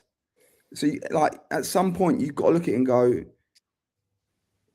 it's deeper than a manager, right? So who are the rumours of people going in? Right. So I heard a manager in the same league in a really secure situation, which dumbfounded me, by the way. Absolutely dumbfounded me. Well, so is it the guy you mentioned in the group? Is this the guy the one I told you? Yeah. As apply for the job, which I find absolutely mad. And I hope, like, maybe he feels he's outrun where he's at now and needs another jump, but I wouldn't recommend it if I was him in his situation. Steve King, local, knows the area, knows his way around recruitment. The man has a black book better than I've ever seen any black book, and he has the best barnet you've ever seen in your life, mate. I'm telling you. For his age, his hair is incredible, right? and you know, we've had a couple of good lunches. He's a good bloke. I think he'd be up for it. Brad Barry got mentioned earlier. Brad Barry's under contract at Hastings United Football Club, but I wouldn't be surprised if they're trying to tap up Brad. It's obviously it's a way to get supporters on side, isn't it? Like every decision, like, oh, it's shaky. How do we now get people on side? You haven't got to make decisions to get people on side. You've got to make decisions to get results. You've got to make decisions to change things, not the popular. You're not popular, and you're not going to be popular. So make unpopular decisions now to change the culture the way it is. Who else? Probably a few others that will go in the running for it. A lot of people will think it's a good payday because everyone hears Simon Leslie's the millionaire, blah, blah, blah, blah, blah. Roughly, what would a gaffer get for a year in there? Just average, as in a wage?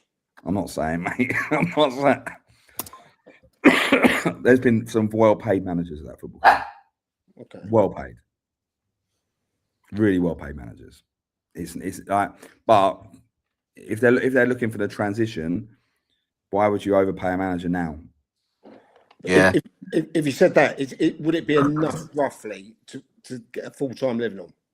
It was, yeah. Okay. Cool. I get that. Without, yeah, mate. Some managers want decent money. Like, I'm talking decent. Money. Yeah, like decent. Okay. I don't know. I don't. Full-time. Borough's a full-time gig at the moment. Okay. A full-time gig. Who we got else on the list, Bill? Right. Who else is there? We're gonna go really quick. I'm gonna get rid of the cringe moaners because I can't bother to talk about them. I think I've had a rant about the Borough situation, so I don't need to worry. I don't want to have another mad one. Let's move on then. Ryan Gaylor in with Curtis. Yeah. At East Grinstead. I think Ryan's fucking brilliant. Really like him. Bold for him. Just a shame that he couldn't have his first game at the weekend because it got called off. Will he be doing interviews throughout the game and stuff? Will he be doing Hawkeye? Oh, what? Just walking off with the old stick going, and I've got Thingy here today with me. I'm here with the linesman. That first 20 minutes of decisions. When I first met him, he did one with me in Arundel. It was fucking brilliant. I fucking loved it. He done it with me on Boxing Day when I was against Forest Row. I turned up, mate. I looked like shit. Didn't sleep. Fucking Christmas Day. I ate about 400 fucking dinners. I was fat as fuck. And he turns up with his fucking little microphone and camera, and it's But look, Ryan's top, and it's East Grinstead. They're like, obviously we've actually caught them on Saturday, hoping for a successful 3 points there. But brilliant, Owen. That's great. But like I like Ryan. Obviously, Kurt's top. You know, I still think the situation's not right there, but I think they just need to get to the end of the year now. And if they stay in place, then hopefully they get a bit of breathing space in the summer to try and put something together for the following season. So this is what I asked Mike the other day, because obviously we saw that Ryan got the job, and I said to Mike, is he a good coach? Because I've never, since I've been doing non-league football, I've only seen him as Whitehawk doing the stuff there. So coaching wise, I don't really know much about him. Mate, he comes with receipts. He does. Okay. Yeah. And he was a hell of a player as well. Right. Interesting. Anything to add on that, Monty? I'd heard about that. I mean, speaking to a couple of people, because obviously in my position I am at Roffey, I deal with a lot of youth and stuff, and they had a 23s team, and they kept calling it off as Ryan wanted to pull the team out of the league, apparently. So they pulled out, mate. Yeah. So, but they'd been trying to pull out for like 2 or 3 months. So really, they were getting so far. 23s. Yeah. So Whitehawk started a 23s team. So they folded their. Paul Farrell runs it, didn't he? Yeah. They folded their under 18s Isthmian team to set up a 23s team. And then wanted to fold it after about 2 months of the season. It didn't really help though, because Dow went back to Lewis, and a lot of the players followed Dow around. Yeah. So they probably were in a little bit of a conundrum of, can we fulfill an 18s or what can we do at the 23s? Personally, I think they made a mistake giving up the Ibb10 18s. I think Ibb10 18s is a better. I think 23s county football's dog shit, if I'm honest. Yeah, I think it's awful. I think 18s Isthmian League's probably better for players. And then if you're 19, 20, you're not fucking cutting a rug, step 7, step 6, then you got to be asking. There's a few questions to be asked, right? So, like I don't know, like with the Whitehall situation, if the youth setup's fucked now, then maybe it just weren't working for Ryan. Maybe it wasn't the right fit for him deep down. And look, he's moved on. He's moved on. You know. I get that. Again, this is my opinion. Right? No, I get it. Even though I did 23's team, I was never a fan of it. You know? Right, me and Luke Carter did the upfield one, and it was just a laugh. Like we had every intention in the world, by the way, of getting the 18s players first team, and we did it right. But the actual standard was shit. Like the games were shit, so shit. And then how can it be a laugh when you can't plan? You don't know what kind of 16 you're gonna have every week. Your training is limited to what the front. That's how it should be. Yeah. You know what I mean? Yeah. You're a water carrier. That's what you are. It is. That's what the job is. And look, there is a value to that. I think if there was an Ibb10 23s, I think there's a value to it, right? I found the 23s. What it was good for was first team players needing minutes, and 18s that we wanted just to have a look at that we couldn't see on the Sunday because we were having Sunday off because we played on Saturday. So it was always good for that.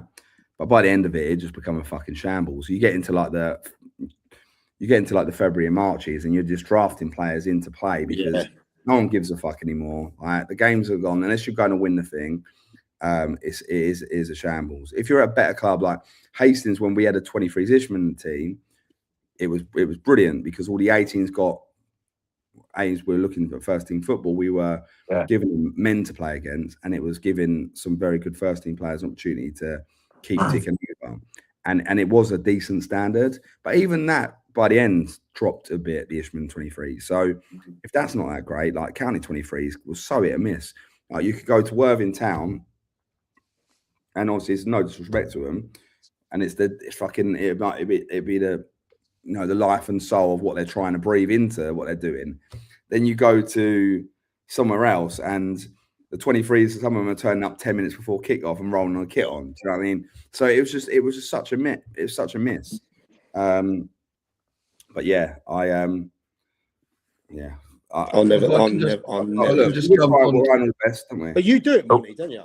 Go on, Mum. Yeah, I help out with the 23s at Roffey, but just jumping on what Billy said when he said it was a laugh doing the 23s. The first time I ever bumped into you, Billy, was at Broadbridge Heath, under 23s. You got sent off from the dugout.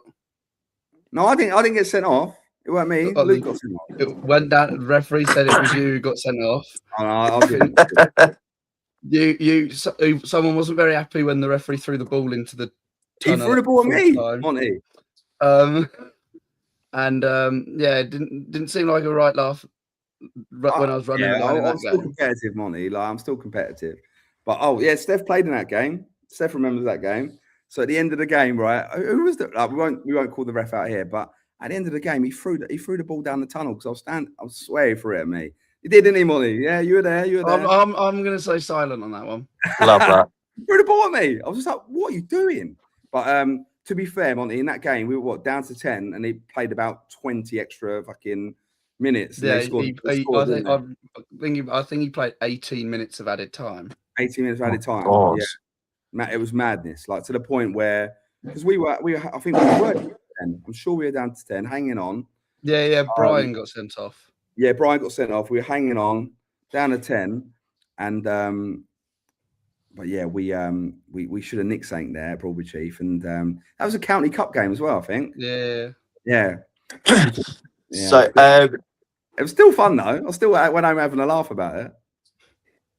So there's just something I want to add onto, which Mike actually spoke about before we came on air, and you wanted to speak about the ground grading and fencing and stuff like that, didn't you? Yeah, just quickly, right? So you're jumping out. I'm going to grab another drink, so jump on that. Yeah, just quickly. So we were at Lockswood yesterday. All right, beautiful ground, lovely little ground. Yeah, really is. Surrounded by trees. But they have to pay 17 grand to get a fence at the front so you can't actually see into the ground. 17 grand. It's disgusting. And the FA have made them do that. I was trying to work out.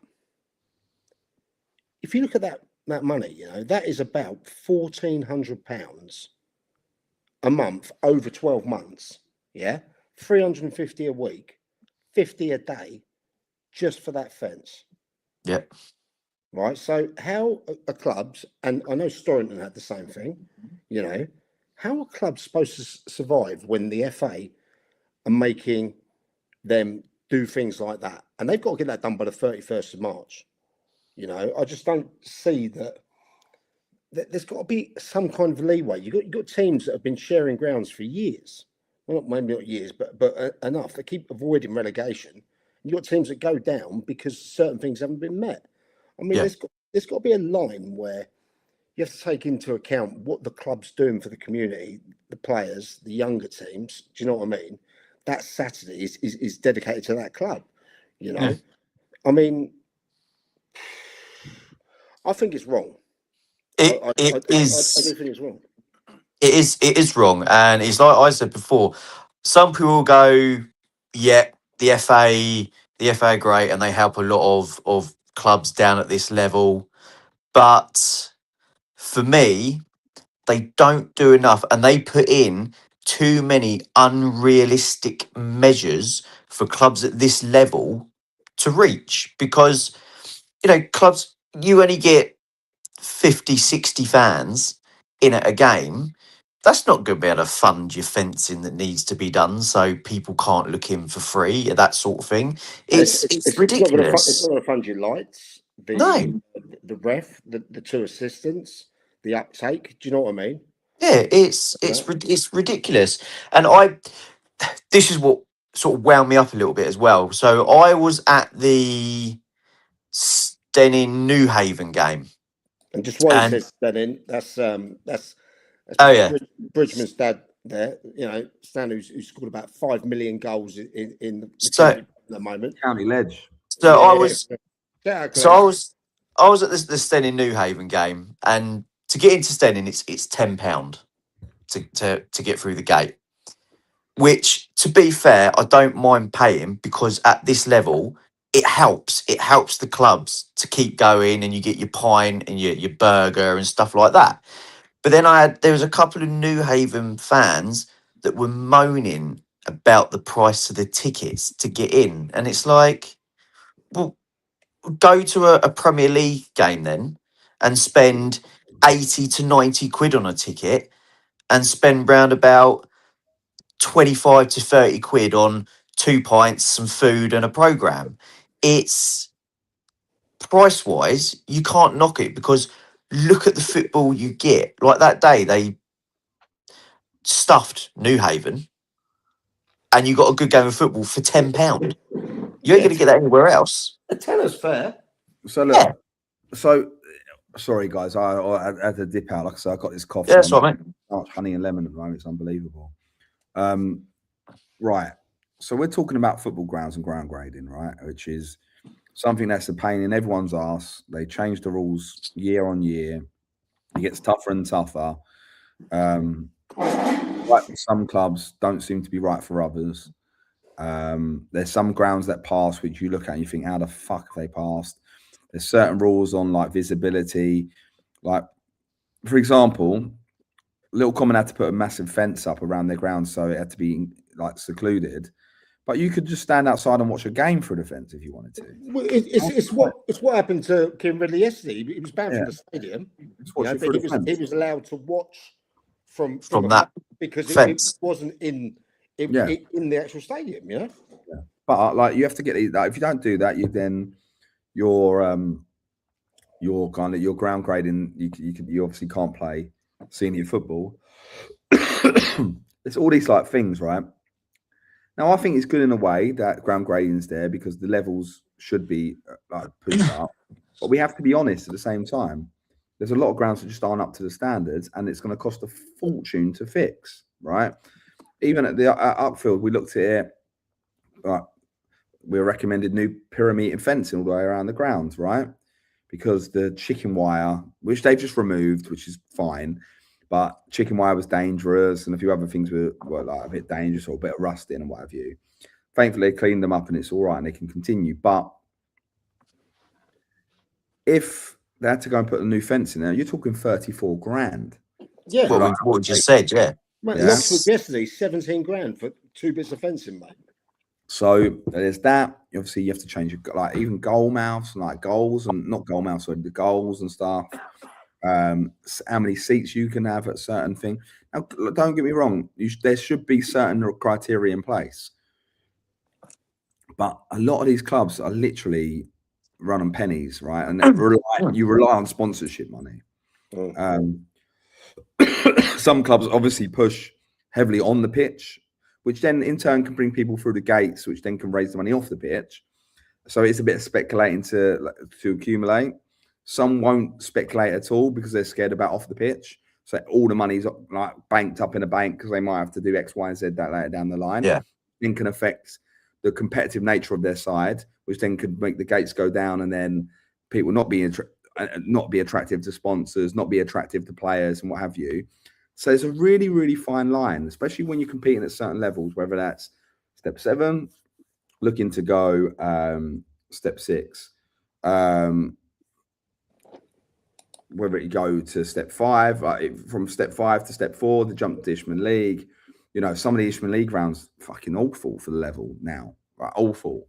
But it's Ishman South East is kind of like a glorified county league now anyway, when you look at the teams in it, in my opinion, as snobby as that sounds, right? So I just think the ground levels are deteriorating because people just haven't paid attention to them, and also because it's so financially hard to keep up. But if you do a little bit here, a little bit there, you can sneak through it. So I think people just sneaking through every year, Mike, and the longer things go on, older things get and harder it gets. You only have to look at Hastings. Obviously, Hastings put out a statement last week about the ground and about the deterioration between stands. It's going to have to be dropped over. It was meant to be done this year. It's now got a 5-year life cycle, but the amount of people that can go in it drops dramatically from where it is to where it will be in 5 years' time, right? So the club's got to get their shit in order and put other things in place, right? Wherever that seats elsewhere. Obviously, we want to turn the pitch around and put the 3G in, which is getting closer and closer. But that costs money. Like Hastings is a significant 7-figure investment, whether that's private, fund money through the lottery grants and stuff like that. It's hard. So no matter what level you're at, you've always got those financial kind of risks, and unfortunately, that's part and parcel of football. And it's shit, but you've got to maintain some standards, right? Or otherwise, we're going to be playing in dangerous grounds. Like Infinity's ground is fucking horrible. Godalming's ground I've not been to, but so many people said to me that they hate going there. Yeah, I can't stand it. Yeah, exactly. Like Oakwood, not very nice either. Like they're not nice places to go and play football, but it could be worse. Do you know what I mean? And if investments aren't made over the next 5 to 10 years, it will be worse. So does it need a little bit? What about clubs that just hang around, going, doubling up on grounds? What's the long term in that? What do you mean? So what you mean? Ground sharing? the ground sharing. I think there's no long term future in that. So then ground grading needs to be taken down a notch. Maybe we don't. If people are getting 20 people watching, why the fuck do you need X amount, 100 seats to play county fucking 6 or like Exactly. 6? Like with all due respect, 20 people watching. Do you really need it?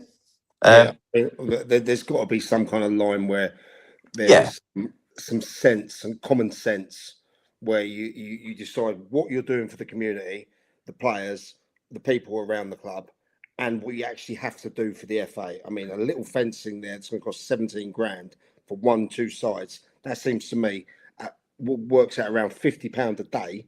That seems to me ridiculous amounts of money compared to what they could generate back in revenue at steps at the club like that. You know what I mean? Ridiculous. Can we go back to Connor's comment about those goals? Because when I was at Steyning Newhaven, I was speaking to someone from Steyning, and they were saying that next season there is talk of those goals being done with, and they're going to have proper goals put in. Are these the wheelie ones where you and it bounces out? So there is talk of proper goals going in. Yeah, but there's box goals like aren't just the ones in those grounds, right? You do get normal box net ones as well. Hastings have box nets at the pilot field. Like, we don't have wheels on them, right? They're not all wheeled. Wheel-based goals in 3G pitches obviously make sense because you can move them about and for training and sessions and stuff. I don't know, like how many phantom goals have there really been in the last year? Like how many? Sten had it against Guernsey. Right, okay, let's count them up. Okay, so what I know of recently, Sten had it against Guernsey, Peacehaven had it against Haverseath. That's in the last 4 or 5 weeks. Chichester game that I was at, the opposition, they had it as well, where it bounced out as well. If everyone else can see it, why can't the refs see it? I don't get it. Exactly. Monty, you're a ref. Come on, Monty. Angles. Refs throw balls at me and stuff. So why? But what if you're directly viewing it and you're head on with it and it does it? What do you do then if you physically see it? you have to be 100% certain. You can't give it because you think it's gone in. You have to be absolutely 100% nailed on that it's gone in. I mean, I was doing Dave's college team that he coaches at Thomas Bennett, and they had a penalty, and it's hit at Three Bridges, and it's hit the cushion on the inside the goal and come out again. The whole of the away team start running off and thinking, right, Chelsea have hit the post and they've missed. Whereas I've given the goal because I can clearly see it's gone in. Yeah. So when you don't know, like Connor said, doesn't that then come down to the lino? You ask the lino, or can the lino call you over and go, look, it was a goal? Sometimes they have worse views, don't they? They can, but like Bill said, they have worse views because they're having to look through a goalpost. Yeah. It's a really it's good for them to see if it's gone over the line, but when they've got the big cushions like they do at Bridges, you can't see like 3 yards inside the goal. So Hang on a minute, if it's that's on their that, job, if it's isn't on it? one of the sides But- of the goals, they can't yeah. actually see. Isn't it their job to have the view to see? Shouldn't they be Yeah, but then in their that views are position? obstructed by the big cushions that are put in. They physically can't see through a cushion. I think they should all be fucked off. Yeah. Goals with wheels should be fucked off. Fuck goals off wheels, right? And let's just have normal goals in these 3G places. Yeah. That's what I say. Fuck them off. We've had, like, end of the day, if it, but then we'll have situations where, I don't know, a ball will go through a net and it won't be given, or go through the side net and in the goal and it'll be given as a goal. Like, there's always stupid shit, and football's shit, isn't it? Like, human error is human error. But if it's happening too often, then maybe they do need to be fucked off for competitive football.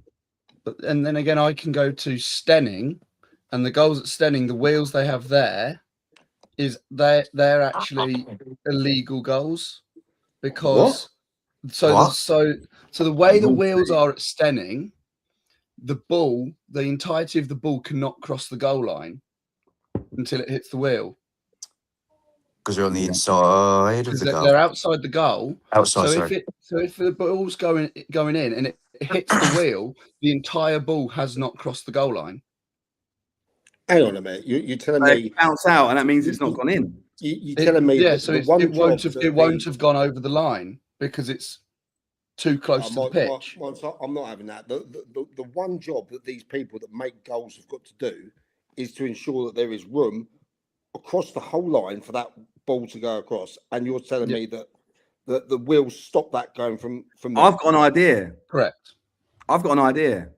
If that's I'm going to true, change the game. Oh, here we go. So, know these big fuck off wheels you have on goals, yeah? Yeah. Get rid of them.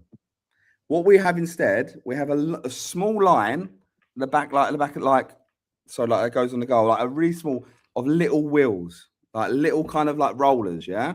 You have a long line of rollers that go down, completely down the edge, that are like flat like this. So they're not big pumped up things like that you can hit that goes in a goal. They are like this on the outside, right? Yeah, the little line, but it's a whole roll, like a long roll, like a rollerblade, like A roller, yeah. yeah. And you just roll them out. Goals can be rolled in, rolled out on those. Press a button, the wheels go up, it drops flat. But they're like thin wheels, so it's not these big wheels, these big arches. They don't exist anymore. You just have these small wheels going all the way down. Do you know what I mean? what do you need? Yeah. What? Why do you need wheels? Yeah. Why can't you just fucking lift the goal up and put it there? Well, you can, but you might fuck the 3G mic, right? Well, it's a two-man job, isn't it? Well, for me and you, yeah, but for like every other man, it might be like 8 or 9. So, like these little wheels, I can't have change the design of these goals, ain't you? Monty, next time you're there, you're going to have to show me this, mate. You're going to have to take No, a thing. next time I'm at Stenning, I'll make a little video for you and ping it over. I can't believe that goals have been put out, and the one job that they have is to be able to let the ball go across. Yeah.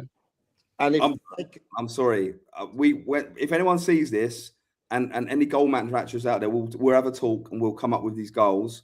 yeah, Bill, there's your next project, mate. Dragon's Den, here we go. Yeah, true. Right, true. Yeah, he's got me there. Owen's got me there. Yeah, I can't reach the crossbar, Owen, so I'll be fucked. No, honestly, these little wheels. I'm telling you, like a little like long base of wheels either side that literally just don't interfere because it's so small. So what's the problem is, even if on the outside, if it goes and hits the net and hits the wheel, it bounces out, right? And it can do that either side. So I don't know. I think I've come up with a great idea there. I'm just struggling to see why we really need wheels. Because the goals get moved, Mike, on 3Gs, don't they? They get moved about. Yeah, but we've been picking up goals for fucking years, mate. I know, but you know, where's the blame? There's a claim in 2026. True. But yeah, Right, it's nearly coming to that time for me. So let me do my little outro bit now, and then we can carry on, and then you can cut me off at 9:59. Mike, what are we listener wise so far this week? 1653. Well, to all 1653 of you, thank you yet again, because the numbers are just being smashed each week that we have this pod on. I think was it earlier you said, Mike, that within the first minute we had 100? Yeah, we did. People must So have been bored. literally 100 people waiting to watch this pod as soon as we started at 8 o'clock is just unbelievable. But yeah, again, it's just a massive thank you to Jolesy coming on for his holiday while on holiday, and the three gentlemen that join me every week to make this show what it is, from Billy's List to Mike's Cruzy Campo campaign to get sponsored, to Monty joining us with the stats when we need them and everything like that. Because if it wasn't for these three, this pod wouldn't be happening and it wouldn't be what it is today. So, gentlemen, it's just a massive thank you from me to all of you. And also, we ain't won any BAFTAs yet, mate. no, I know, but it's nice to appreciate the people that you work with. You'll be thanking your mum in a minute for making a cup of tea. Nah, fuck that. She don't make a good one. But also, me and Mike paid the broadband bill this week, mate, which is good. Exactly, I had paid that. But also, me and Mike did shoot a little advert for a certain app. Nice. Yeah, What are we going to see on air now? It is available on your Twitter and everywhere else to view it. The app will be coming this week, and that everything's passed with Apple, and that will, we're excited to show you guys. It's going to be a little ecosystem for Sussex non-league football. Your fixtures, your live notifications, you follow the teams, you get a message saying, Peacehaven 1-0 up, scored by blah blah blah, in real time. Groundhopper features, all the podcasts. There's guest writers on there. Catches all the matches, live league tables, the lots on there, lads. That we're excited to share it, but we've talked enough about it. Yeah. Next few days, it's there. So by the time we speak next week, everyone over it's going to be free as well. The app will be free the rest of the season. Everyone, you get involved. And yeah, we're following about 80 clubs on it as well. So, And we want, and sorry, Mike, just quickly, the people that download the app, we want pictures and we want them sent on Twitter, DMing us, tagging us in it all and everything like that. And no, it's not her coat. It's my coat. It's a men's Parker coat. Something here. What is? How bad is this coat? Mate, it's not bad. I'm not getting it. It's downstairs, but it's not bad. It's got a fluffy hood. It's got a bit of fur around the hood. Oh, well, like from the. It's a Parker. Bill, he got the coat from New Look. No, I got it from JD. New Look. Yeah, I bet it was from New Look, wasn't it? Right, I tell you what, I'm going to auction the coat off. There we go. What for? End of season. End of season. I'll auction the coat off at a certain event that's hopefully going to be going ahead. So we'll say no more about that. It's 100% women's coat. It even has size 8 in it, doesn't it? It's a size large, thank you. Size 8. Right, Mike, get ready to cut me off in 9 seconds. 8, 7, 6, 5, 4, 3. Chill out. Right, here we go. Should we talk about Hastings? Yeah, let's talk about Hastings. What's happening? Because you are the DOF, they say. Yeah, so look, I think it's really honest to like auction a coat and someone's got it. Steph, I can see you wearing a girl's coat, so it's like you can have it. Right. So it's easy in it to come on here and praise, right? And I don't think it's really in my character to not be like brutally honest when things aren't going well as well. I always sit here and say that, you know, I think Dave's fantastic at what he does. I think he's come in. He's if you look at his points per game ratio, like if he's manager at the start of the season, we wouldn't even be talking about being in a relegation scrap or anything like that. And I don't think we've kind of like, I would say, masked over the fact that we probably are in a bit of a scrap. Because we are, like we can't sit here and pretend and say that we're not. We need to be counted for now, and that's all of us at the football club, not just the manager or the players. And I think it's a lot easy to kind of put blame one way or say things aren't being done the way we want them to be done perfectly and what have you, and try and put blame on an individual. And I don't think there is any blame. I think what Dave's trying to do and the way him and his staff are setting out, I think will lead to good endeavour. I genuinely do. But it's alarmed me, some of the games away from home recently in Kent, that we've just not been. I think we should have been a little bit weak.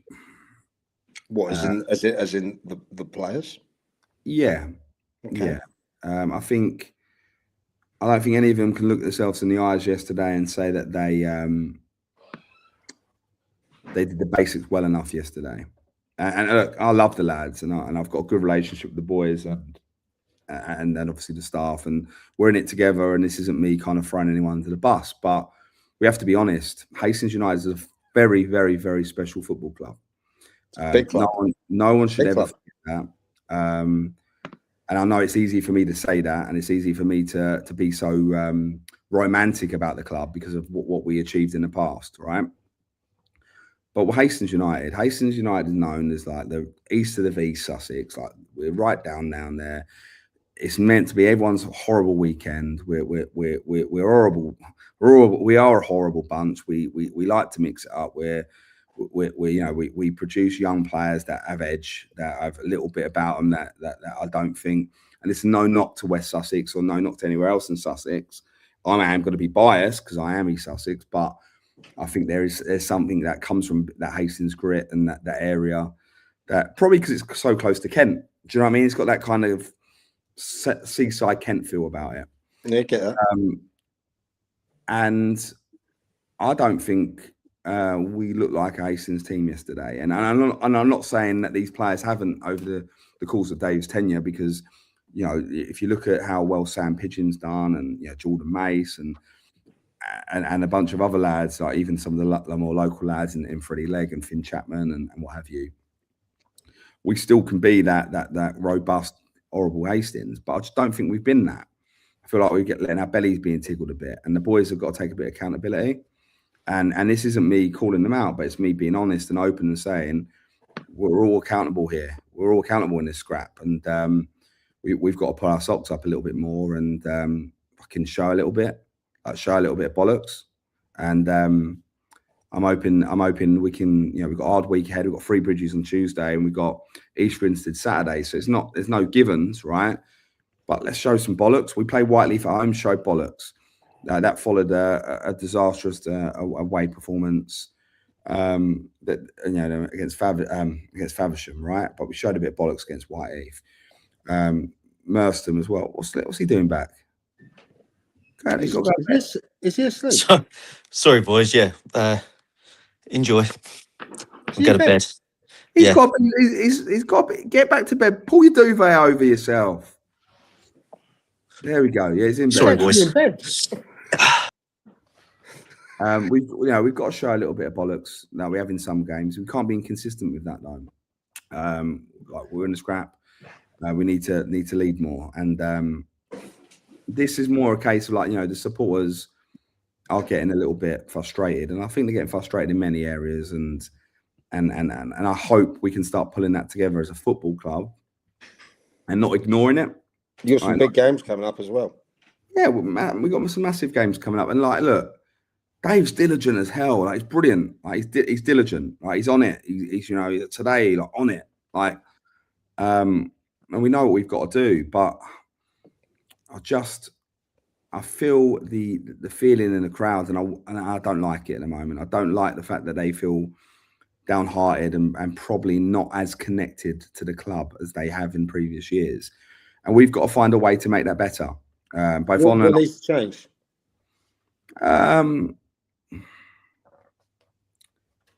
The club's in a real transition, like, you know, the ground situation. So it's really, really hard for the owners to be able to split their focus, I think. And you know, we've got to look at that a little bit about, look, because the owners of this football club are football people through and through, right? There's Dean White, Ben White, you know, Mark Gorman, you know, and the people within the club at the top end of football people. So there's no reason why the focus shouldn't be on the football. But there's so much more going on around the club that it's really, really hard to keep that excitable momentum going. And I'm not saying it needs me to be the vocal point of Hastings again. Not at all. Like, you know, I'm available for my club through thick and thin, and doing this job as the best I can do in the current situation. But we definitely need some excitement. We definitely need some togetherness. We definitely need that starts on the pitch, doesn't it? Yeah, it does. And like, the goals we conceded yesterday were fucking shocking. Like, shocking. Bit naive, not defended well. And we got to own that. But these boys are good enough to own that. And I'm hoping the rollicking and I'll say rollicking, but the kick up the arse, knowing that we've got a big week ahead of us. Hopefully we get to see the best of some of the players again, right? And that's why we've locked certain players under contract. That's why we're pushing in a certain direction on the pitch. But I hope you do, because it is a big club and can be even bigger. The plans you've got at the pilot field there look amazing. Do you know what I mean? Even if they're going to be delayed slightly. But yeah, you can understand that when teams don't win and there's an expectation at the club of where their standard should be, if they feel that's dropped or they're not getting the rub of the green, sometimes they're going to be a bit like. Do you know what I don't like? I remember going to Hastings games, and like, again, this is just me being romantic about it. But I remember going to Hastings games, every single game, whoever we played, right? Whether it was a Three Bridges away, a Whitehawk away, a Cray Valley, a Billericay, whoever it was, right? I never ever went to Hastings United game thinking we have a chance of losing today. Never, and I mean that. And are you thinking that now? And now you have to pick and choose your battles. And look, that's where we are as a football club. Relegation last season hit the club hard. There was a hangover in the summer. Maybe, you know, look, they went for a manager that it just didn't work out, wasn't the right fit, but they gave it a go. They went down the direction that they felt was best.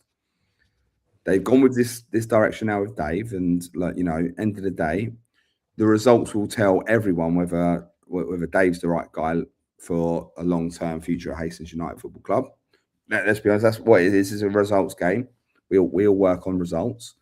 And we have seen an upturn. But I think we've been a bit shy and naive to the fact that maybe we thought we were away from it.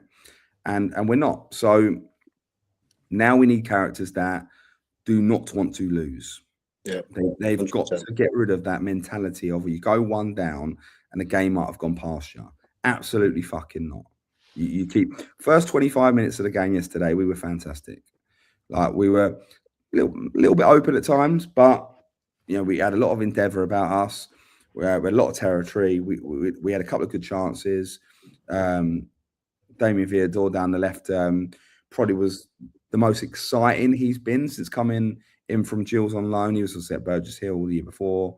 And at Vardinians, he got obviously moved to Gills. He's on loan from there now. but it didn't click. We didn't get our goal. We didn't go 1-0 up. We went 1-0 down, and it was like, right, okay, what are we going to do now? And then we conceded a really naive goal just after half time. But we've got to get out of the locker. We can't keep going to Kent sides and getting turned over with like that. We can't. So whether that's personnel, whether that's a change in how we play, whether Dave becomes the magician and comes up with a new style and a new way, which might be the way forward. You just don't know. We'll find out. But I just feel like it's too easy. It's easy on here for me to come on and go, Shoreham are going down, Lancing are going down. Oh, I think Stelling are going to win the league if I don't talk openly about my own club, rightly or wrongly. It might still get me in trouble. People might be pissed off that I talk, but I think if I'm going to talk about other clubs, no, you got to front it, and that's what it's about. It's about being real, isn't it? Because you're not scared to say that. You know, obviously you would love this to provoke some kind of reaction, rightly or wrongly. Do you know what I mean? It would be there's some lads going, oh, maybe speaking a better line, but do I look at myself in the mirror and think, did I do enough? Did I give enough? Did I take that book in? Did I put that word that bit hard? Do you know what I mean? For example, Sam Pigeon does I'll give you an example. Sam Pigeon does the exact right thing. He gets spun by a striker, brings him down just over the halfway line, right? They could have broke. Does the completely right thing, yeah? From that free kick, they win the first and win the second and score. And you go, fuck me, the ball can't be dropping in our box. Little things like that. Just little things like that. And I just think to myself, in the Isthmian South East League now, I've realised that because under Aggie and under a few other, under Gary and stuff, I think the pitches were a little bit better. No, I talk about it being a glorified county league now. I think the pitches are worse, including Hastings, by the way. I think the grass pitches are worse than they've ever been. Like, they're no good. They're heavy, which means people aren't keeping the ball. And yeah, he's right. We'll talk about that in a bit. I'll talk about that in a sec. You know, like you used to be able to keep the ball, especially the pilot field, look after the ball, find your moments, right? A lot of teams now, ball down, bang, wallop, smashing it 30, 40 yards and playing off seconds. Yeah, and doing it effectively. And then when they lose the ball, getting players behind the ball again. Like you're just seeing the teams that are doing well, like Three Bridges might be a bit more exciting, but a lot of teams that are doing well are just doing the basics right at that level of football. Like Croydon Athletic, just do the basics right. They're fit as fuck. They work hard. Like you just see it and you go, the game at levels changed a bit. Fine, that's football. Sometimes it goes from being overly pretty Pep style to, I don't know, 1970s fucking Leeds pump and run. Weirdly, I'm quite perversely, I like that. Right, I like playing off a big nine. And talking about big nines, just a shout out to Will Fenner, who suffered a serious injury for Ringme yesterday. I think he dislocated his knee, or I don't know exactly what happened. But and Tommy's gonna hate me for saying this because when he's fit and ready, how that lad with his physique, turn of pace, eye for goal, size, isn't playing higher. I ain't got a fucking clue. So when Will gets fit, I hope he gets well. We hope he gets fit, and you know, all the best for him for the rest of the year. Could you just pull up that comment from Owen quickly, Mike? Yeah, sure. Right, Hastings is a great sports experience. Stand falling apart. Toilets from pitch has gone from best. Yeah, right. It has deteriorated over the last couple of years. It has. Is that a lack of investment, lack of maintenance, eye off the stadium thing? What is that? I think the eyes are elsewhere, and I think there's been a lack of maybe a lack of care in certain situations, or an understanding of the importance of it. Maybe took it for granted what you got there, and there's other pressing things. Look, the pitch was the best, and we were producing unbelievable results, right? The pitch has been the worst it's ever been for the last 2 years, and the club's got relegated and now in another relegation scrap. There might be, I might be wrong, but there might be a little bit of a correlation to that. Do you know what I mean? Maybe. I don't know. There's so many of these things that roll around my head, and I look at it and I go, us as a football club, we need to do better.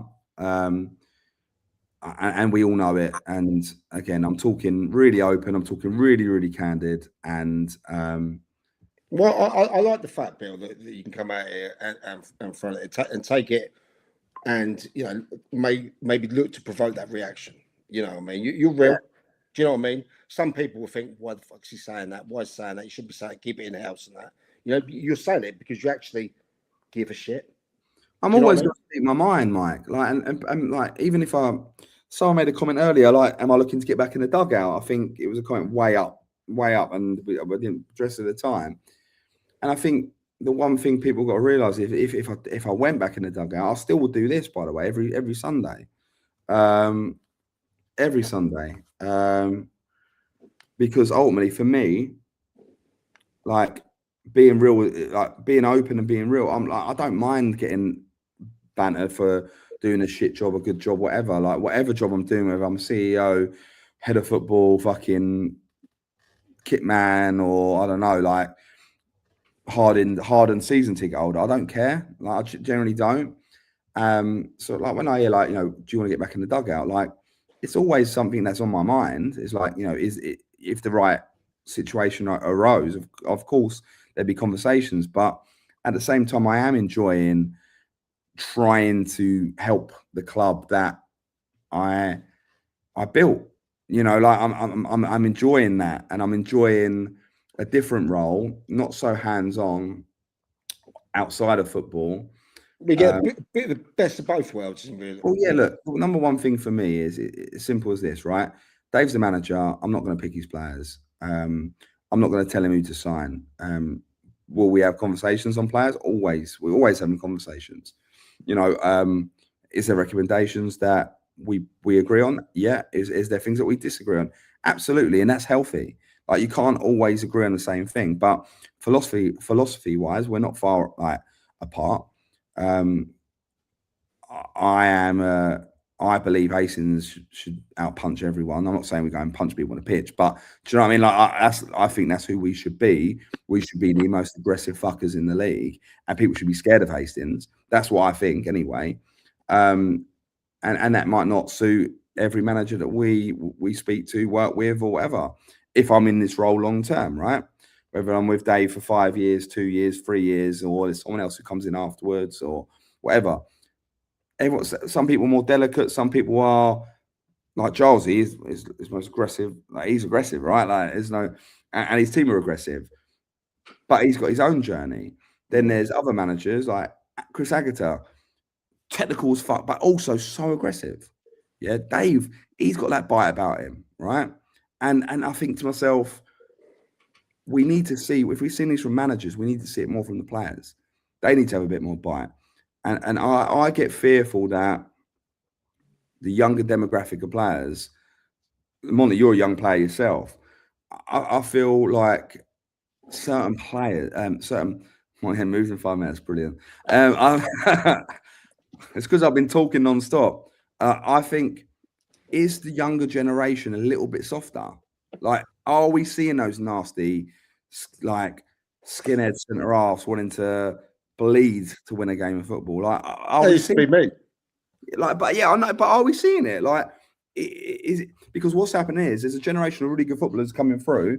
They're coming up against those 34, 35-year-olds now who are still hanging on, and by the way, playing a level just because they got a bit. And they shouldn't be playing. Some of them shouldn't be playing the level, but they are because they got nous about them and know how to win games of football. Right? Winners, yeah, characters, leaders. Right?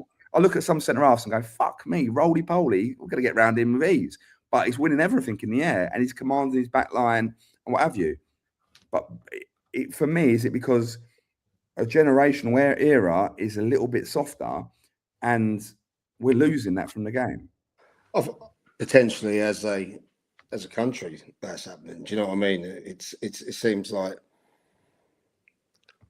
real men years ago. Do you know what I mean? It seems like there is a few softer ones going through, but then again, players are more technical these days than they used to be.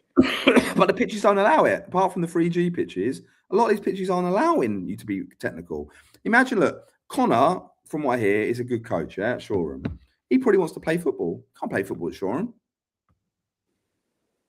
Tell me if I'm wrong, Connor. Like, you're listening. You saw the other day on the Grimsby game, you know what I mean? The FA Cup game, still stay at that pitch. Do you know what I mean? Exactly. Well, I think that's a perfect way to end it there, Bill. And that being honest, real, and that, you know what I mean, as a message there. Monty, thank you once again, my man. Thank you to everyone. Everyone, again, incredible numbers, people. Do you know what I mean? Let's look, what did we hit? 1872. Oh, brilliant. We're in 1900 again. Great. Yeah, it's brilliant numbers across the platform. So, guys, thank you ever so much for your support. We keep doing this. Once the numbers are there. Yeah, thanks to Monty. Thanks to Lee, well, he's already in bed. Bill for flying back from Hollywood, and that after sorting out all those multi-million-pound contracts with his rappers and his artists that he's got there. And yes, you're coming to a gig on Thursday, Mike, and you? Yes, we are. We're going to see Liam C in Brighton. You got us in the door, and you lad? I have indeed, just sorted. Yeah, lovely. In bed by 10 special. You know that. So everyone, thank you ever so much for tuning in again. We'll be back next Sunday. Hope you have a great week at work.